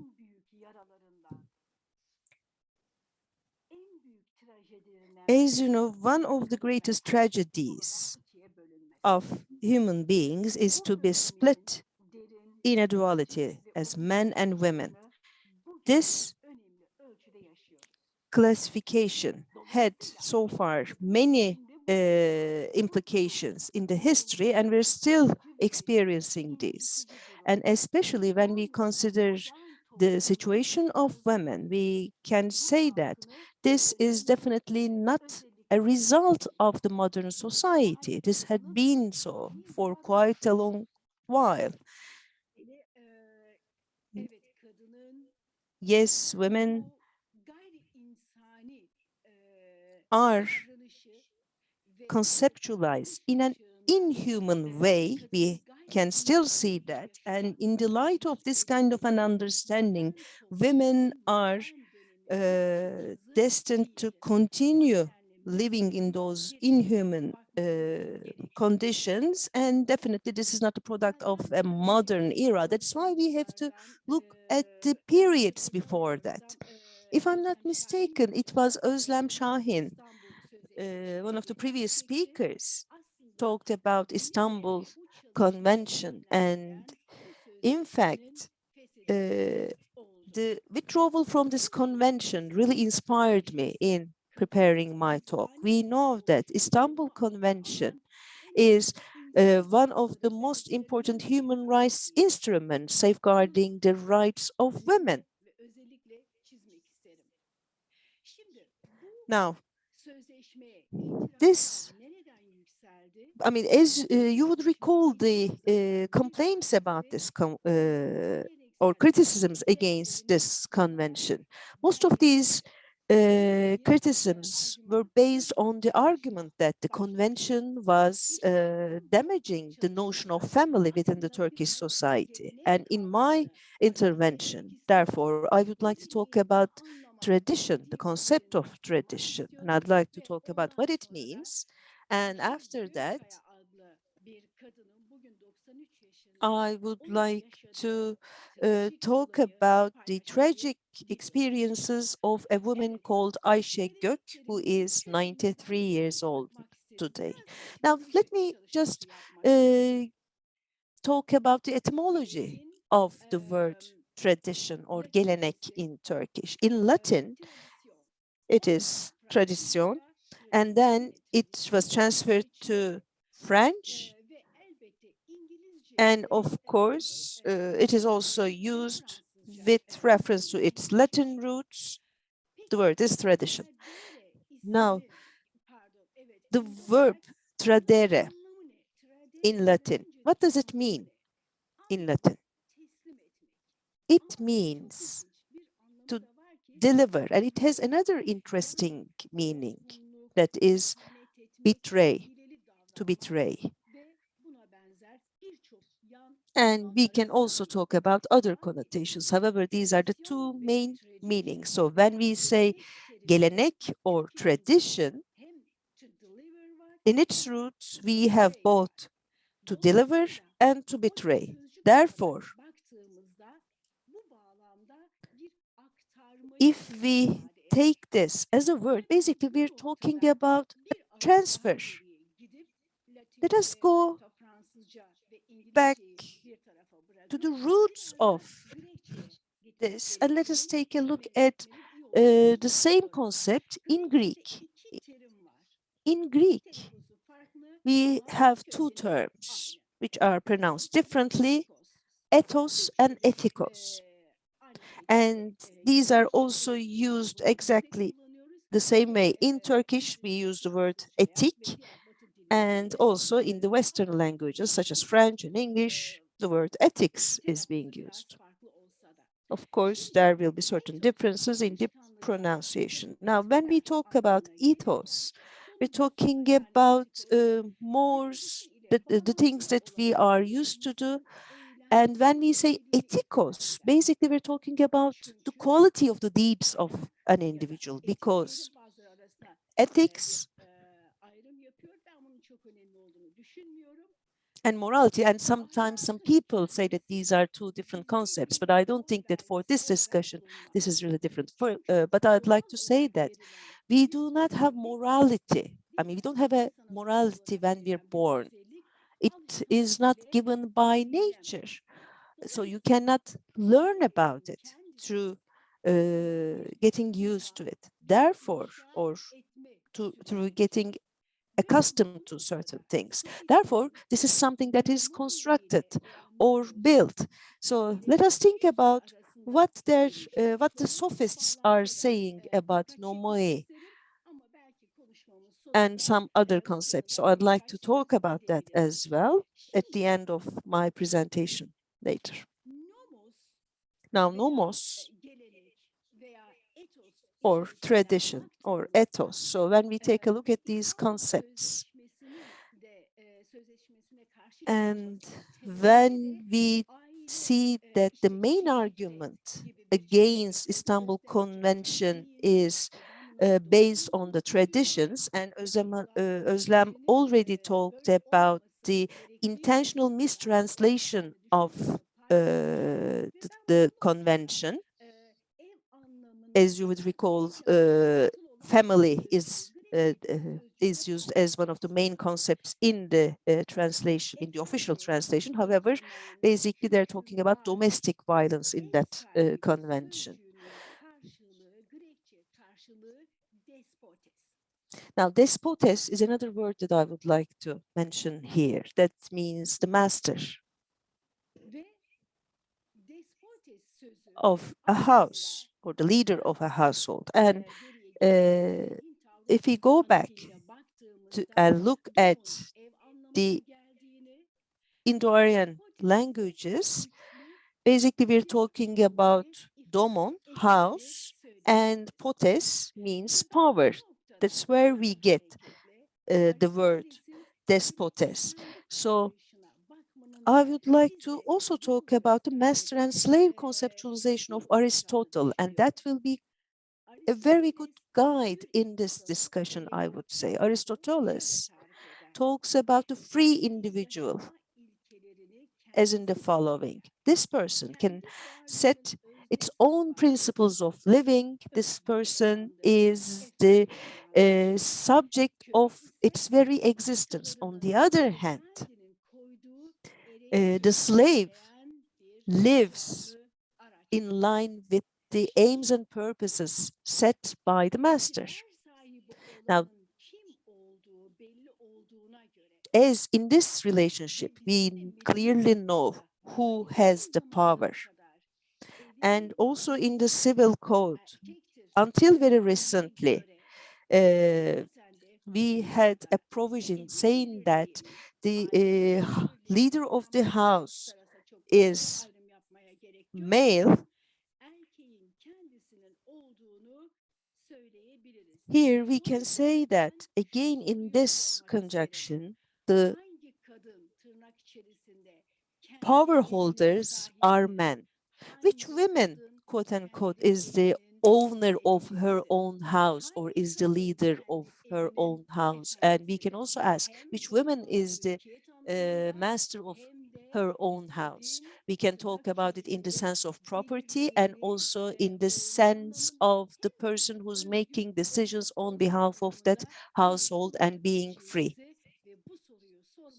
So we can ask this question in all of these different spheres. Now, after these introductory analysis, let me go back to the concept of tradition once again. I said that tradition is a transfer between generations, and it has similar meanings in all other languages. And the same is also true for Turkish. The root is gelen in the word gelenek, which means that comes, that arrives. That means that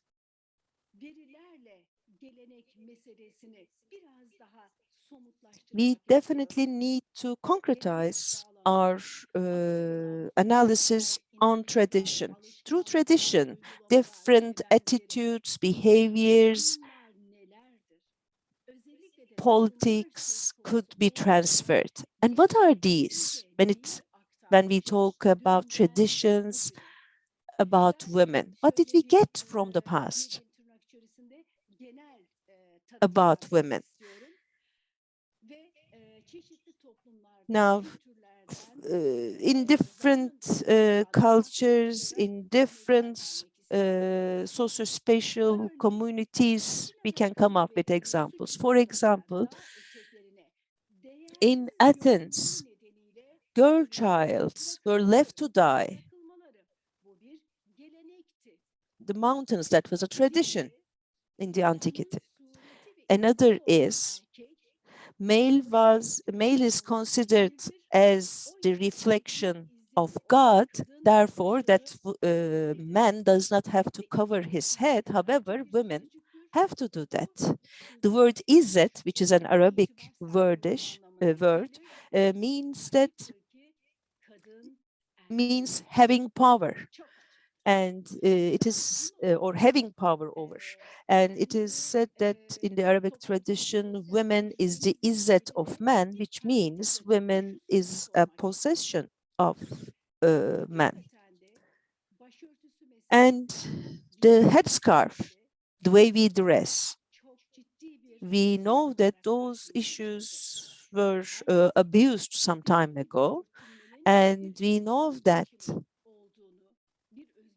now everybody defends that the person herself will decide how to dress.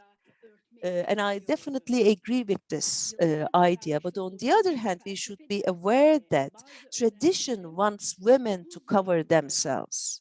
And I've been teaching philosophy for many years, and I have seen from my students that they were made to cover their heads, and they had great difficulties in that regard. So covering oneself or uncovering oneself, no matter which one you take, be it those in power or the society, all of these are being imposed on women, no matter what kind of a choice you have. Let us continue by providing examples from tradition. Some time ago, a blind woman was raped in Pakistan, and as she was not able to provide 4 witnesses who witnessed the rape, she is found guilty. Or in Iran, for example, women who refuse to cover their heads, they are sentenced with capital punishment. The court rule I'd like to quote from the court rule. Those who turn away from religion will be punished in line with the rules of Sharia, and the punishment for this is capital punishment. Also, for example, in certain other extremely conservative environments, women's legs are to be broken if they leave their house without permission. And St. Thomas Aquinas, his ideas show us a tradition. And also we know that there are Jewish men who thank God for not creating themselves as women. And there are hundreds of philosophers who claim that it's women's fault to be a woman. And the dream or ideal of a world without any women, that is also present in philosophy, that is called selenity. And in that world, men give life to other men from their leg. And the name of the philosopher is Aquinas from Samsat. And for example, we also know the stories of women who are locked in a hamp for not bearing boy childs. And we also know the recent story of Özgecan Aslan, who was killed, who was murdered because she's a woman.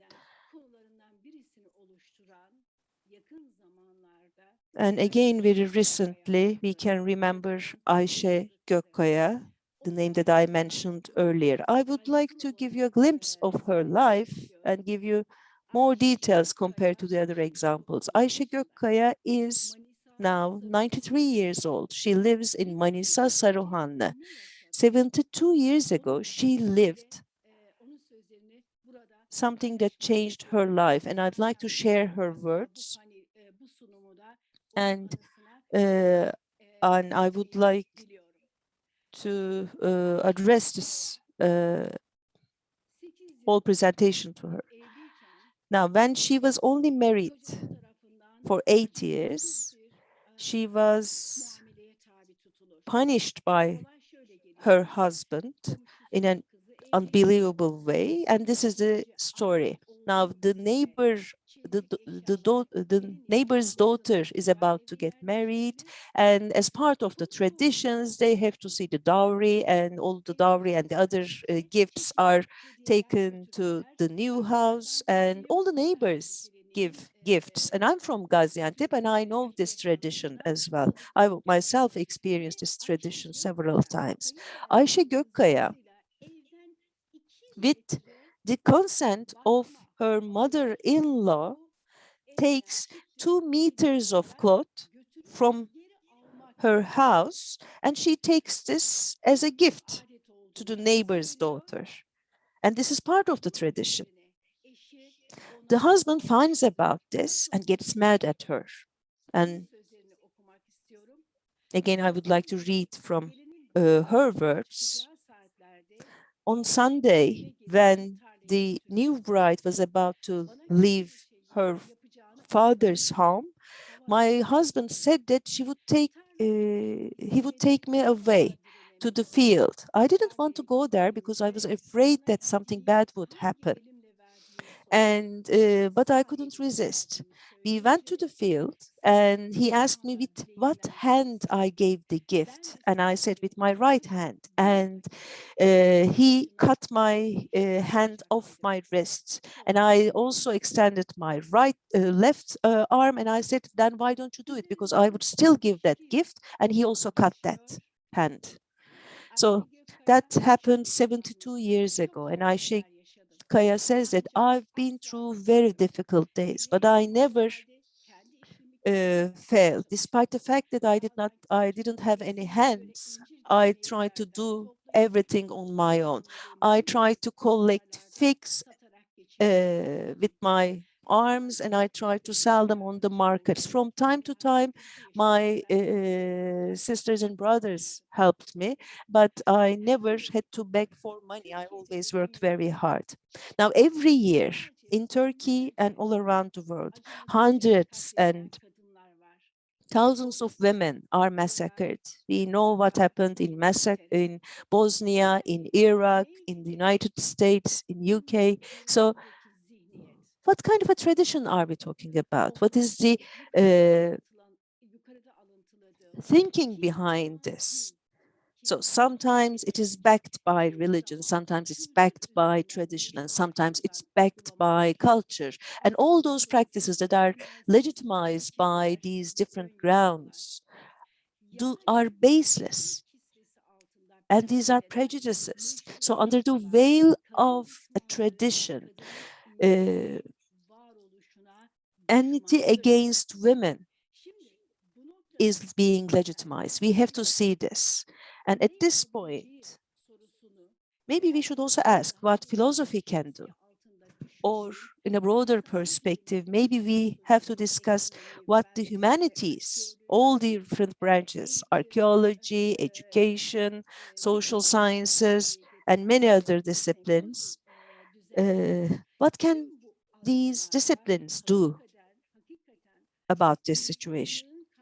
Now, on all those issues, I mean, what the humanity has faced with, this grave tragedy needs to be prevented and needs to be changed. And in order to change things and start anew, we all have responsibilities as the representatives of these different disciplines. So when I talk about philosophy, of course, I use it in a very large sense. That's why I will continue making reference to philosophy. Definitely, philosophy has an immense responsibility to change things, because philosophy has the responsibility of humanizing life. For that reason, we have to rethink life. We have to rethink all these atrocities and other mistakes. In order to humanize life, I would like to quote from a sophist, Critias, by making some alterations to it. Tradition is an instrument, is a construct that wise men come up with in order to continue their power. And it is, in fact, the totality of patriarchy. At least this was the case until very recently. And we are presented with tradition in different cultures, in different times, and we are expected to abide by this. But in all those practices, we always see the reflections and the clear enmity of patriarchy against women. And this is I think tradition is therefore the main reason why all these women are going through such sufferings. And today, I mean, using different types of media, we are following the news about how women are massacred or killed, murdered.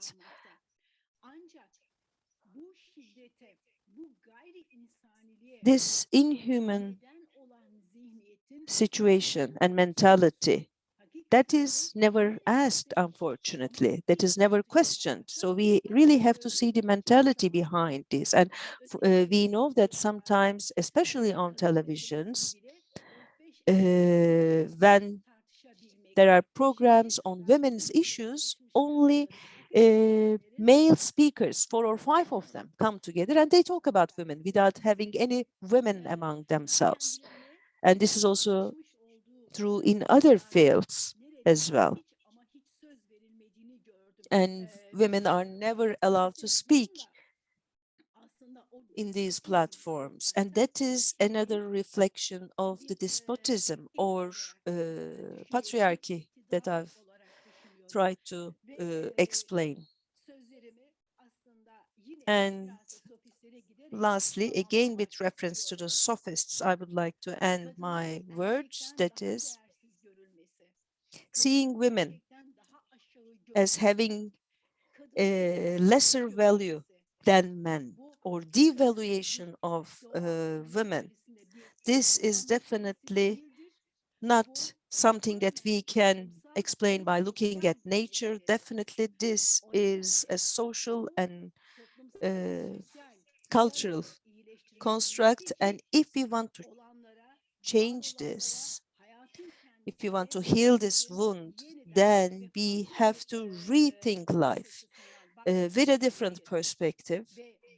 And the culture or tradition or religion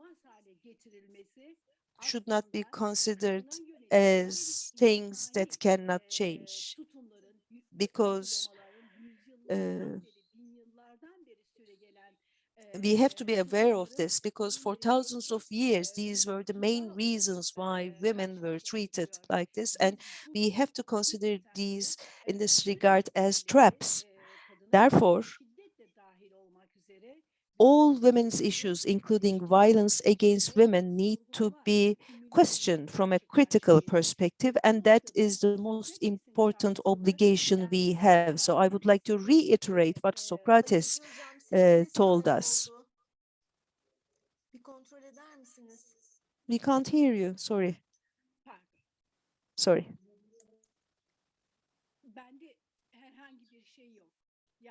Is it okay now? Yes, please. Can you hear me now?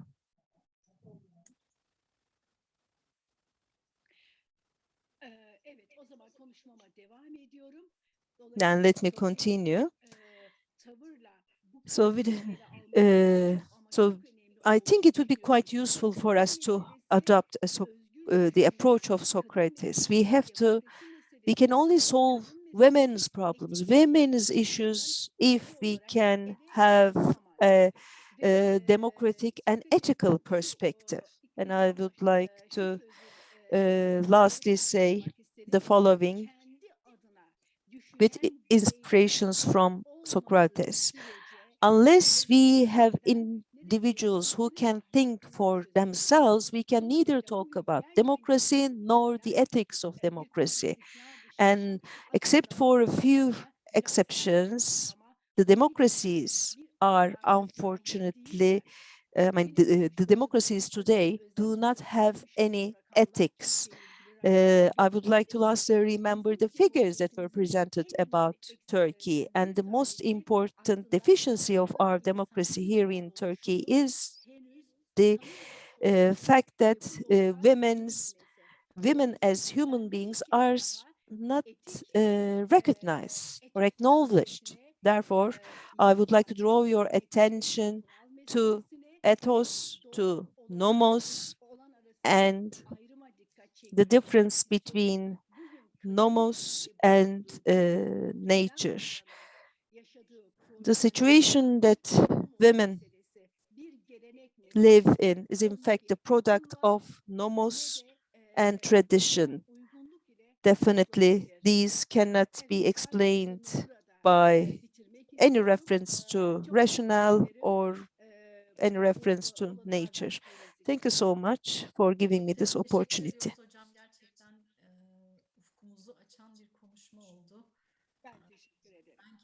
Thank you very much, Professor. That was a very useful presentation. I really liked it very much. The power relationships found in tradition, you have shown these explicitly. And I would like to reiterate a wish more. I hope we can have more egalitarian traditions. I hope we can build these. This can be a tradition, yes.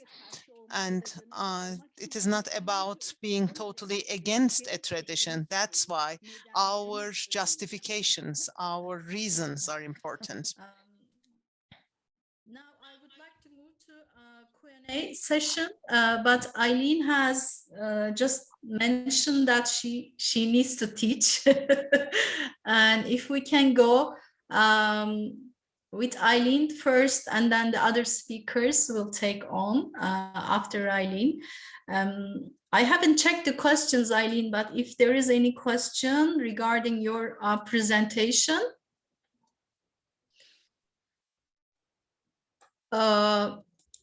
maybe it will be really nice if you could give us more detail on that harm engaging in sexual work for university students. So that would be really good to finish off your presentation, probably. Thank you. I'm on mute. Yeah, thanks. I will rush off in 5 minutes just to teach that class. But just to say, by the way, if I don't get a chance, just it's been really interesting. I've caught as much as I could from everybody's presentations. I think it's been an interesting panel.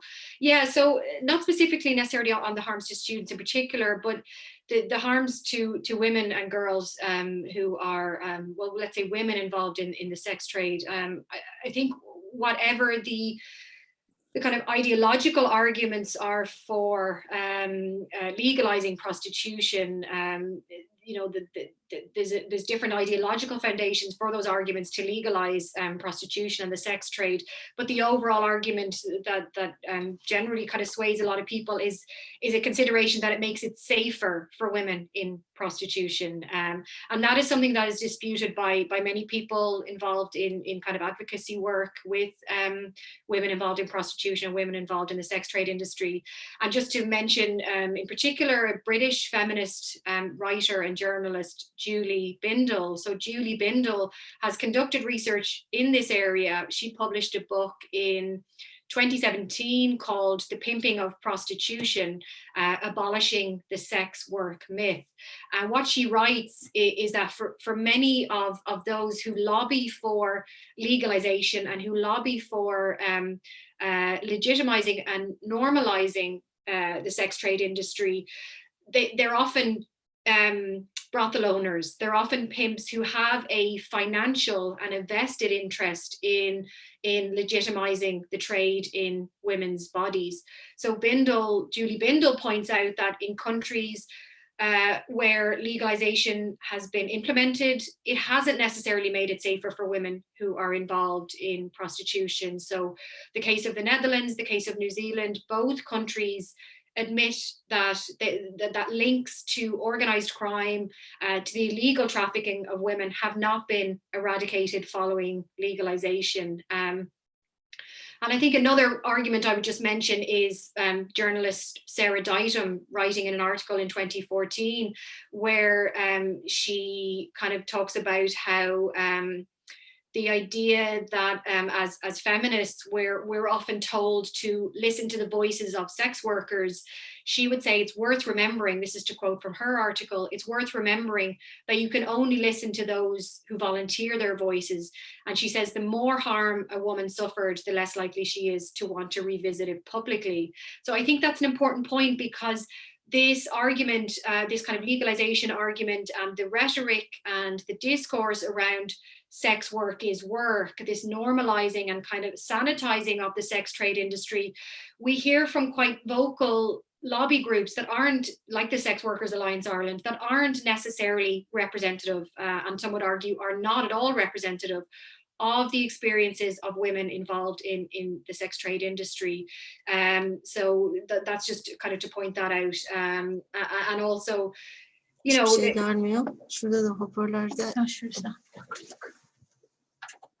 and also just to kind of to finish on a point which is a very kind of relevant and kind of salient point around the impact of the pandemic. So the Sexual Exploitation Research Project, which is based at the University College of Dublin, published a report about the impact of the pandemic on Ireland's sex trade. And they have very kind of depressing and stark findings. So what they found, this is a report just published, so what they found was that physical and sexual violence against women in prostitution increased during the pandemic. They report that many buyers continue to purchase in-person sexual access to women in prostitution throughout the pandemic. And the men saw this as something they needed, as something they deserved, to relieve the boredom and the stress of lockdown. And as the report says, many of these buyers, these men, demanded risky sexual acts that exposed the women to heightened threat of both STIs, but also coronavirus. So I'll finish just on this point, which is on that report, a very damning indictment of the sex trade industry in Ireland. The report notes that, quote, "It is clear that the COVID-19 pandemic has brought into very sharp focus the harmful and abusive nature of the Irish sex trade and the detrimental impacts it has on those who are exploited within it." So they go on to say that the kind of business model of the sex trade industry in Ireland has proven to be quite agile and has adapted well to the pandemic. It hasn't slowed down the issue of women being bought and sold in the sex trade industry in Ireland. And they say that it's been business as usual for those profiting from the sex trade industry in Ireland. But they say for many women in the trade, their experience was exploitation as usual. And in many cases, exploitation has been heightened to almost unbearable levels. So I'll just finish on that point by way of saying that the harms to women in the sex trade industry are huge, that we don't hear from those women in these arguments in terms of legalizing the industry. And as I mentioned in my talk, going back when I was presenting, the review of the Sexual Act, the Criminal Offences Act, is one that I will be paying close attention to, and I would hope that Ireland would retain the Nordic model approach. So thanks. Thank you, Aileen. Thank you for bringing us to the Irish case, and we had so many thought-provoking ideas and good research. And thank you for valuable contribution. And thank you. All hope to see you again and soon. Yeah, absolutely. All the best. All the best for the rest of the conference. Bye now. Thank you. Bye bye.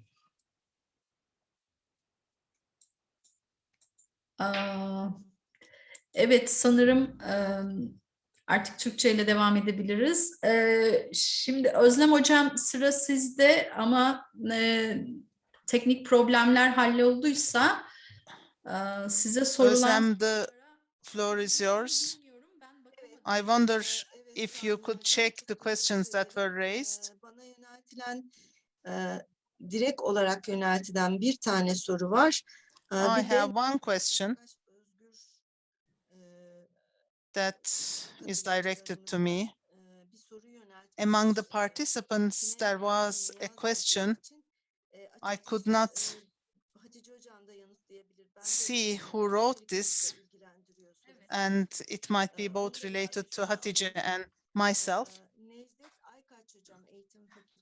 And Necdet Aykaç from Education Faculty asks whether this attitude is reflected in the educational circles, and is it directly related to media? In fact, Robert had to leave, and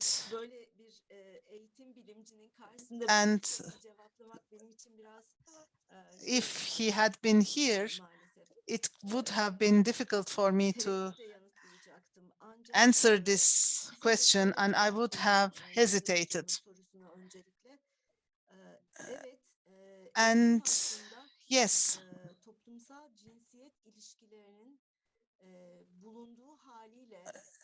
education with the problematic position of gender relationships serves at its reproduction, and it is one of the main tools, but it is about how this tool is being used. In Turkey, when we have a look at the educational institutions, especially formal education institutions, we see that their contributions in regenerating the roles need to be looked at.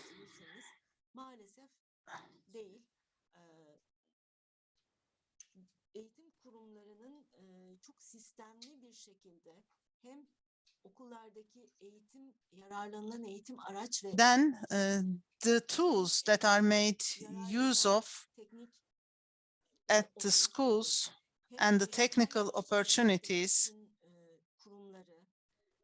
and the institutions that educate teachers are important, and these reflections of gender inequalities to the relationships between students need to be evaluated comprehensively.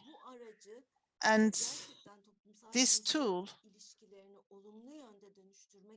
should be available for positively transforming gender relationships.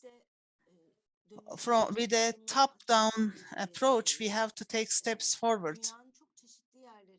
And in different parts of the world, these type of efforts yielded very positive results. And in 1960s, Black movement in the US had a struggle, and there were civil rights that were gained. And as a result of such gains, all the textbooks in the US were rewritten, and colored individuals in the society could represent themselves. And for working on the discrimination against these people, transformations took place and significant advances were achieved. And this can be done in all the societies.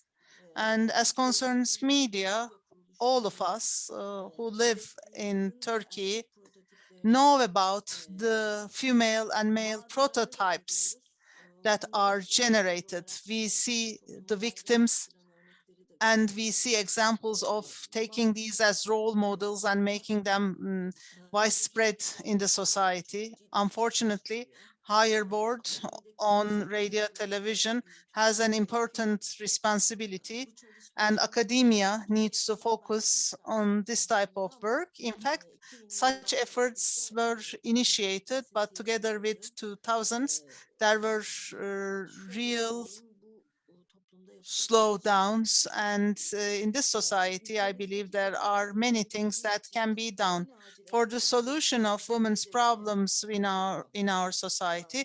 What should be the most urgent step? Nazan asks.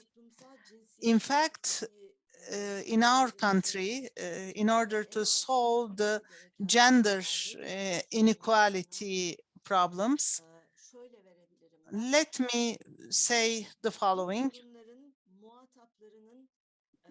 So the interlocutors of these problems should be found, and whatever their demands are, the steps need to be taken accordingly. And most urgent steps should be these, I believe. Thank you. Teşekkürler Özlem Hocam.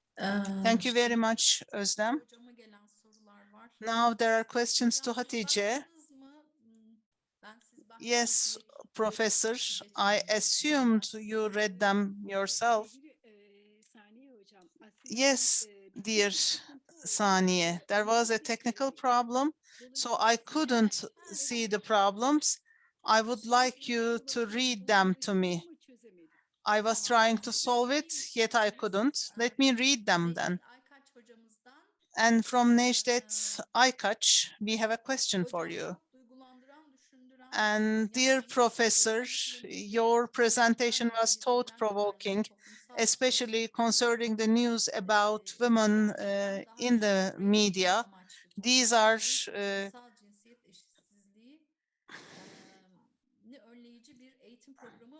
used purposefully. Toplumsal cinsiyet konusunda farkındalık yaratmak için medya ve eğitimde neler yapmamız gerekir? Diğer bir nokta ise sadece kadın ve erkek olması yeterli mi? Kadınlarla erkek bakış açısı ile bakılabilir mi diye bir soru var. Bakabilir miyiz? Kadınların yaşamın her alanında olması doğru bir bakış olmakla birlikte o alandaki birikim ve çabası için olabilir mi? Bu panelde erkek vardı ama kadınlardan yana bir bakış açısı ve toplumsal cinsiyet eşitsizliği dile getirildi diye bir notu var hocamızın. Bir de zihinsel bir dönüşüm sağlamada felsefenin ve eğitimin rolü nedir diye bir soru var hocam. Aslında ikisinin birbiriyle örtüştüğünü düşündüm ben. Bilmiyorum siz ne düşündünüz? Ya özellikle hani bu eşitsizlikleri anlamamız, dönüştürmemiz için aslında felsefe ve eğitime nasıl bir yer vermemiz, nasıl yaklaşmamız gerekiyor? Sanki Özde daha çok buraya vurgu varmış gibi geldi bana. Buyurun hocam. Bu önemli sorular için teşekkür ediyorum. Hakikaten sorulan soruların tamamı önemli. Ve ben onlara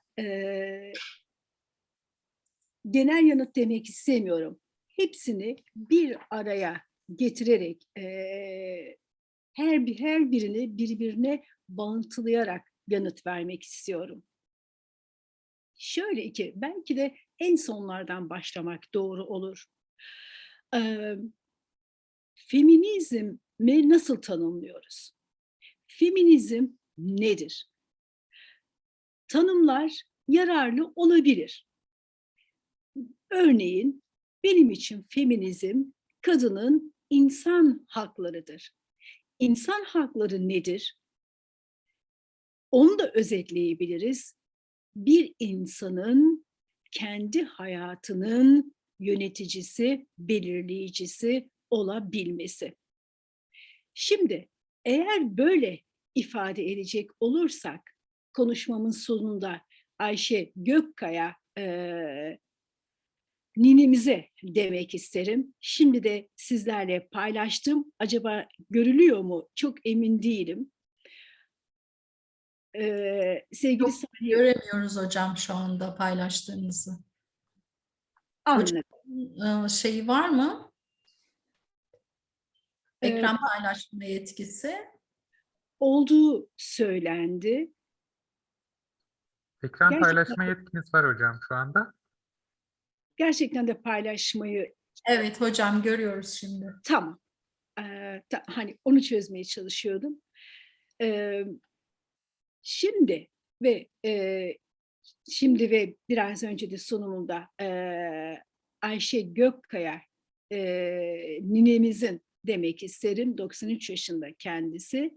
Bu kadının yaşadığı, maruz kaldığı olağanüstü, yıkıcı muamelenin temelinde ne yatıyor? Bu bir insan sorunu değil mi? Ve bazı tırnak içerisinde dini söylemler üzerinden hayatı yorumlamaya kalkanlar, özellikle de modernite üzerinden yapılan eleştirilerde kadının giyinmesini, kuşanmasını, işte kadının bir biçimde bazı şeylere cevaz verdiğini iddia ediyorlar. Acaba Ayşe Gökkaya neye cevaz vermişti? Ve bizzat eşi tarafından böyle bir muameleye uğruyor. Dolayısıyla şu soruyu ben eğitimden kamusal alana, etikten politikaya kadar yeniden sormamız gerektiğini düşünüyorum. Feminizme, kadının insan haklarına karşı çıkanlara veyahut da bu panelde işte konuşanların önemli ölçüde kadın olduğunu söyleyenlere, insan sorusu hepimizin sorusu olmadığı sürece, bu anlamda kendi cinsiyetlerimize sıkışıp kaldığımız sürece hakikaten de bu problemi çözmemiz pek de mümkün değil. O nedenle feminizmi akademide bile var. Sanmayın veya kimse sanmasın, akademi tırnak içerisinde çok aydınlanmış bir yer. Feminizm sözcüğünü kullandığınız zaman hafiften gülümsemeler, alaya almalar, sizin tırnak içerisinde biraz aykırı durduğunuzu yine size hissettirmeleri ve benzeri. O nedenle biz aslında feminizm nedir sorusuna çok açık ve net bir yanıt vermek zorundayız. Feminizm meselesi bir hümanizm meselesi, bir insanlık meselesi ve feminizm kadının insan hakları anlamına gelir. Bundan ne öte ne beri Ne daha az ne de daha fazla. Şimdi bu bakımdan ve bu bakımlardan hakikaten de insanın bu derin yarasını ben ancak böyle tarif edebiliyorum. Bu derin yarasını iyileştirebilmek için ne yapabiliriz sorusuna baktığımızda öncelikle insandan ne anladığımızı, insanlıktan ne anladığımızı yeniden tarif etmemiz gerekir. İnsanlıktan erkekliği anlamadığımızı, insanlıktan Avrupalı oluşu anlamadığımızı, insanlıktan işte dediğim gibi zengin ve beyaz erkekler sınıfını anlamadığımızı, insanlıktan doğuştan insan olarak dünyaya gelen bütün insanları kapsadığımızı söylememiz gerekir. Çünkü gelenekçilik kimi zaman da kültürel özcülük olarak karşımıza çıkan söylemlerde bizim toplumda bu değerler var, bizim toplumumuza bu aykırı diye ifadeler var. Adını vermek istemiyorum. Geçenlerde İstanbul Sözleşmesi iptal edildiğinde bir erkek sosyoloğun, bunu burada ifade etmek isterim, şu sözleri yankılandı. Bizim toplumumuzda küçük yaşta evlenmeler var. Bu bir olgu, bu bizim geleneğimizin bir parçası. Muhtemelen annelerimiz ve annelerimizin anneleri de 14-15 yaşında evlendirilmişti. Gerçekçi olmamız gerekir. Bu sözleşme bize biraz fazla demeye getirdi. Yani mesele kadının o geleneksel çerçevede, konuşmamda da çeşitli örnekler verdim. Onlara hep göndermede bulunmak istiyorum. Gelenekler yalnızca yine ben Gaziantep'li olduğum için kendi üzerimden kendimi eleştirmek isterim. Yani baklava geleneği değil. Gelenek bu kadar tatlı olmayabilir. 13, 14, 15 yaşında kızların hiçbir rızaları olmadan aslında insan olarak tanımlanıyorlar. Bu Atina'da da böyleydi. Dolayısıyla meseleyi tarihsel olarak ele almamız gerekir. Bugünkü sonuçların kökenlerinin geçmişteki kavrayışlar olduğunu, ya sen Toma'ya bakar mısın? Aziz Thomas Aquinas'a bakar mısınız? Diyor ki aslında bu kadınlar dünyaya gelmemeli. Ya bir yanlışlık var. Doğa burada bir hata yapıyor. Sanki bundan aynen böyle diyor Summa Theologica'sında. Bu diyor güneyden esen rüzgarlar herhalde diyor kadınların dünyaya gelmesine neden oluyor. Yani neredeyse rüzgarı engellemeye kalkıyor bu Aziz'in kendisi. Ve felsefe tarihi de hakikaten de kadın düşmanı söylemlerle dolu. Felsefenin de zaten kendisini eleştirel bir biçimde yeniden gözlen bütün disiplinlerin. O nedenle başta Necdet hocamız olmak üzere tüm sorularını yönetenlere ben bir kez daha teşekkür ediyorum. Burada şey meselesi değil. Yani işte kadınlar hakkında ya da feminizm hakkında konuşması söz konusu değil. Burada insanlık meselesi aslında ele alınıyor ve bunu değiştirebilmek için hiç kuşkusuz Özlem Hoca da ifade etti birçok bakımdan ne yapmamız gerekiyor? Eğitimden tutun diğer bütün alanlara kadar bu meseleyi kadının insan hakları meselesi olarak ele almamız gerekir.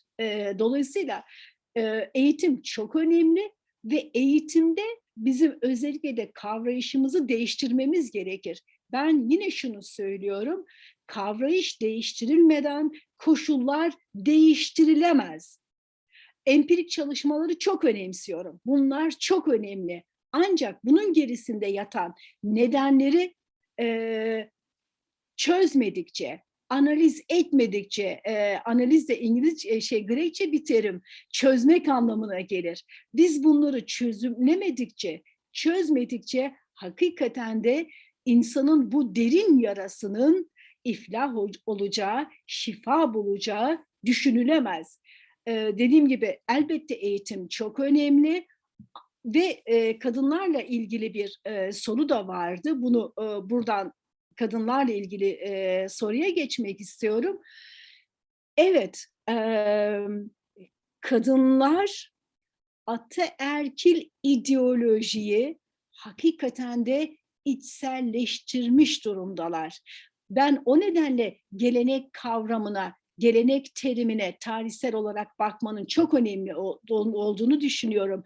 Yani işte hem Grekçe'ye baktığımızda, Latince'ye baktığımızda, Türkçe'ye baktığımızda bir aktarma var. Ama aktarmanın yanı sıra ihanet etmek de var. Geleneğin kökeninde ihanet etmek de var. Yozlaştırmak da var. Hiyanet etmek de var. Çünkü bir aktarım söz konusu ve bu aktarımın eleştirel bir analizi yapılmadığı müddetçe, ona eleştirel bakılmadığı müddetçe kadının kendisi de gerçekten de kadının kendisinin bir insan olduğunu düşünmeyecektir. Ben empirik alandan kopmuş birisi değilim. Bir felsefeci olarak çeşitli toplantılarda, etkinliklerde bazı kadınlar gelip bana şunu soruyorlar. Ya diyorlar, yani bize ikincil varlıklar denildiyse, inançlarımız bize bunu söylüyorsa, bizim buna karşı çıkmamız doğru olur mu? Hatta kendi erkek çocuğuna kadınların ne kadar değersiz olduğunu öğreten kadınlarla karşılaştım ben. Dolayısıyla kadının özgürleşebilmesi için hakikaten de bu geleneğin kırılması gerekir ve bu geleneğin kırılmasında insani bilimlerin, felsefenin çok büyük sorumluluğu var. Dolayısıyla kadınların kendilerini insan olarak görmemeleri bence çok ciddi bir problem. Gerçekten de çok ciddi bir problem. Şunu da şöyle söylemek isterim aslında. Hani bazıları da işte bu çocukları yetiştiren de biz kadınlarız. O zaman neden bu çocuklar böyle oluyor? Özellikle erkek çocuklarını kastederekten. Benim empirik olarak tanık olduğum olaylara baktığımda kendi çocuğuna kadınların değersiz olduğunu öğreten anneler ve kadınlar varsa zaten bu bir erkek meselesi değil, aynı zamanda bir kadın, affedersiniz, meselesi de.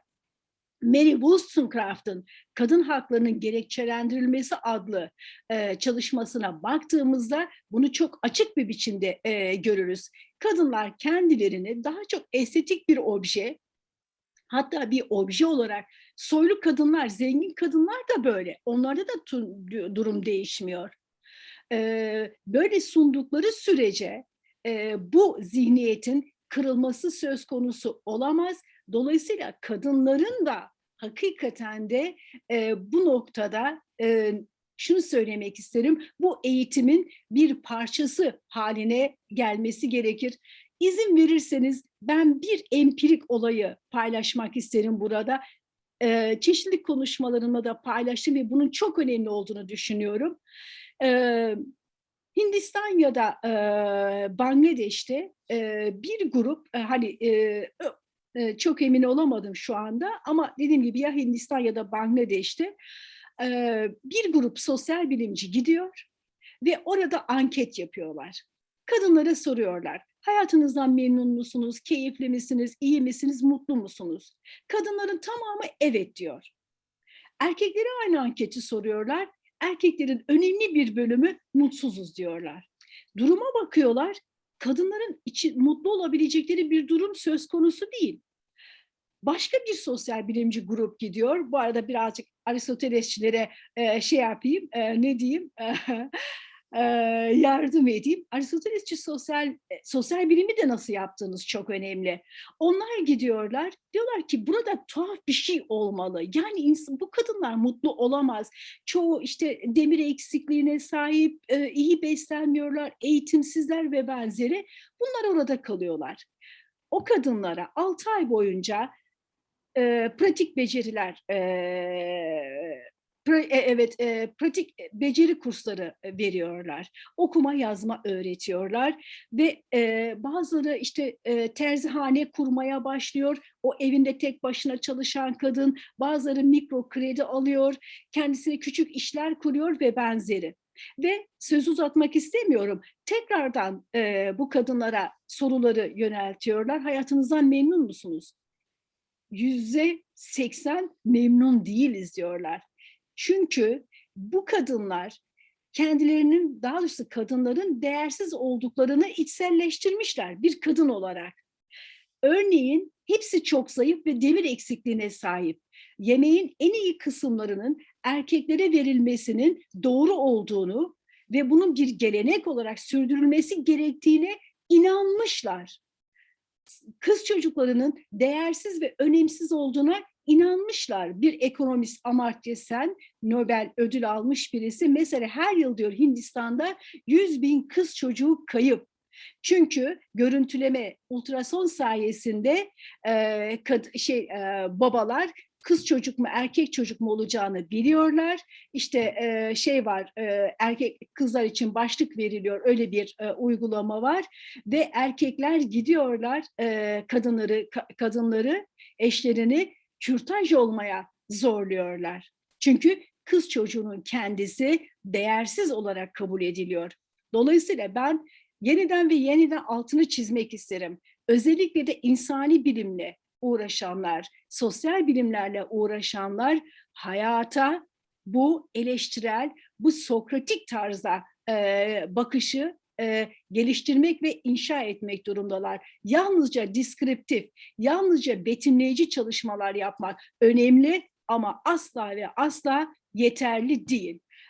Dolayısıyla ben bütün sorulara böyle yanıt vermiş olayım sizler. Çok teşekkür ediyoruz. Zamanımız dolmak üzere.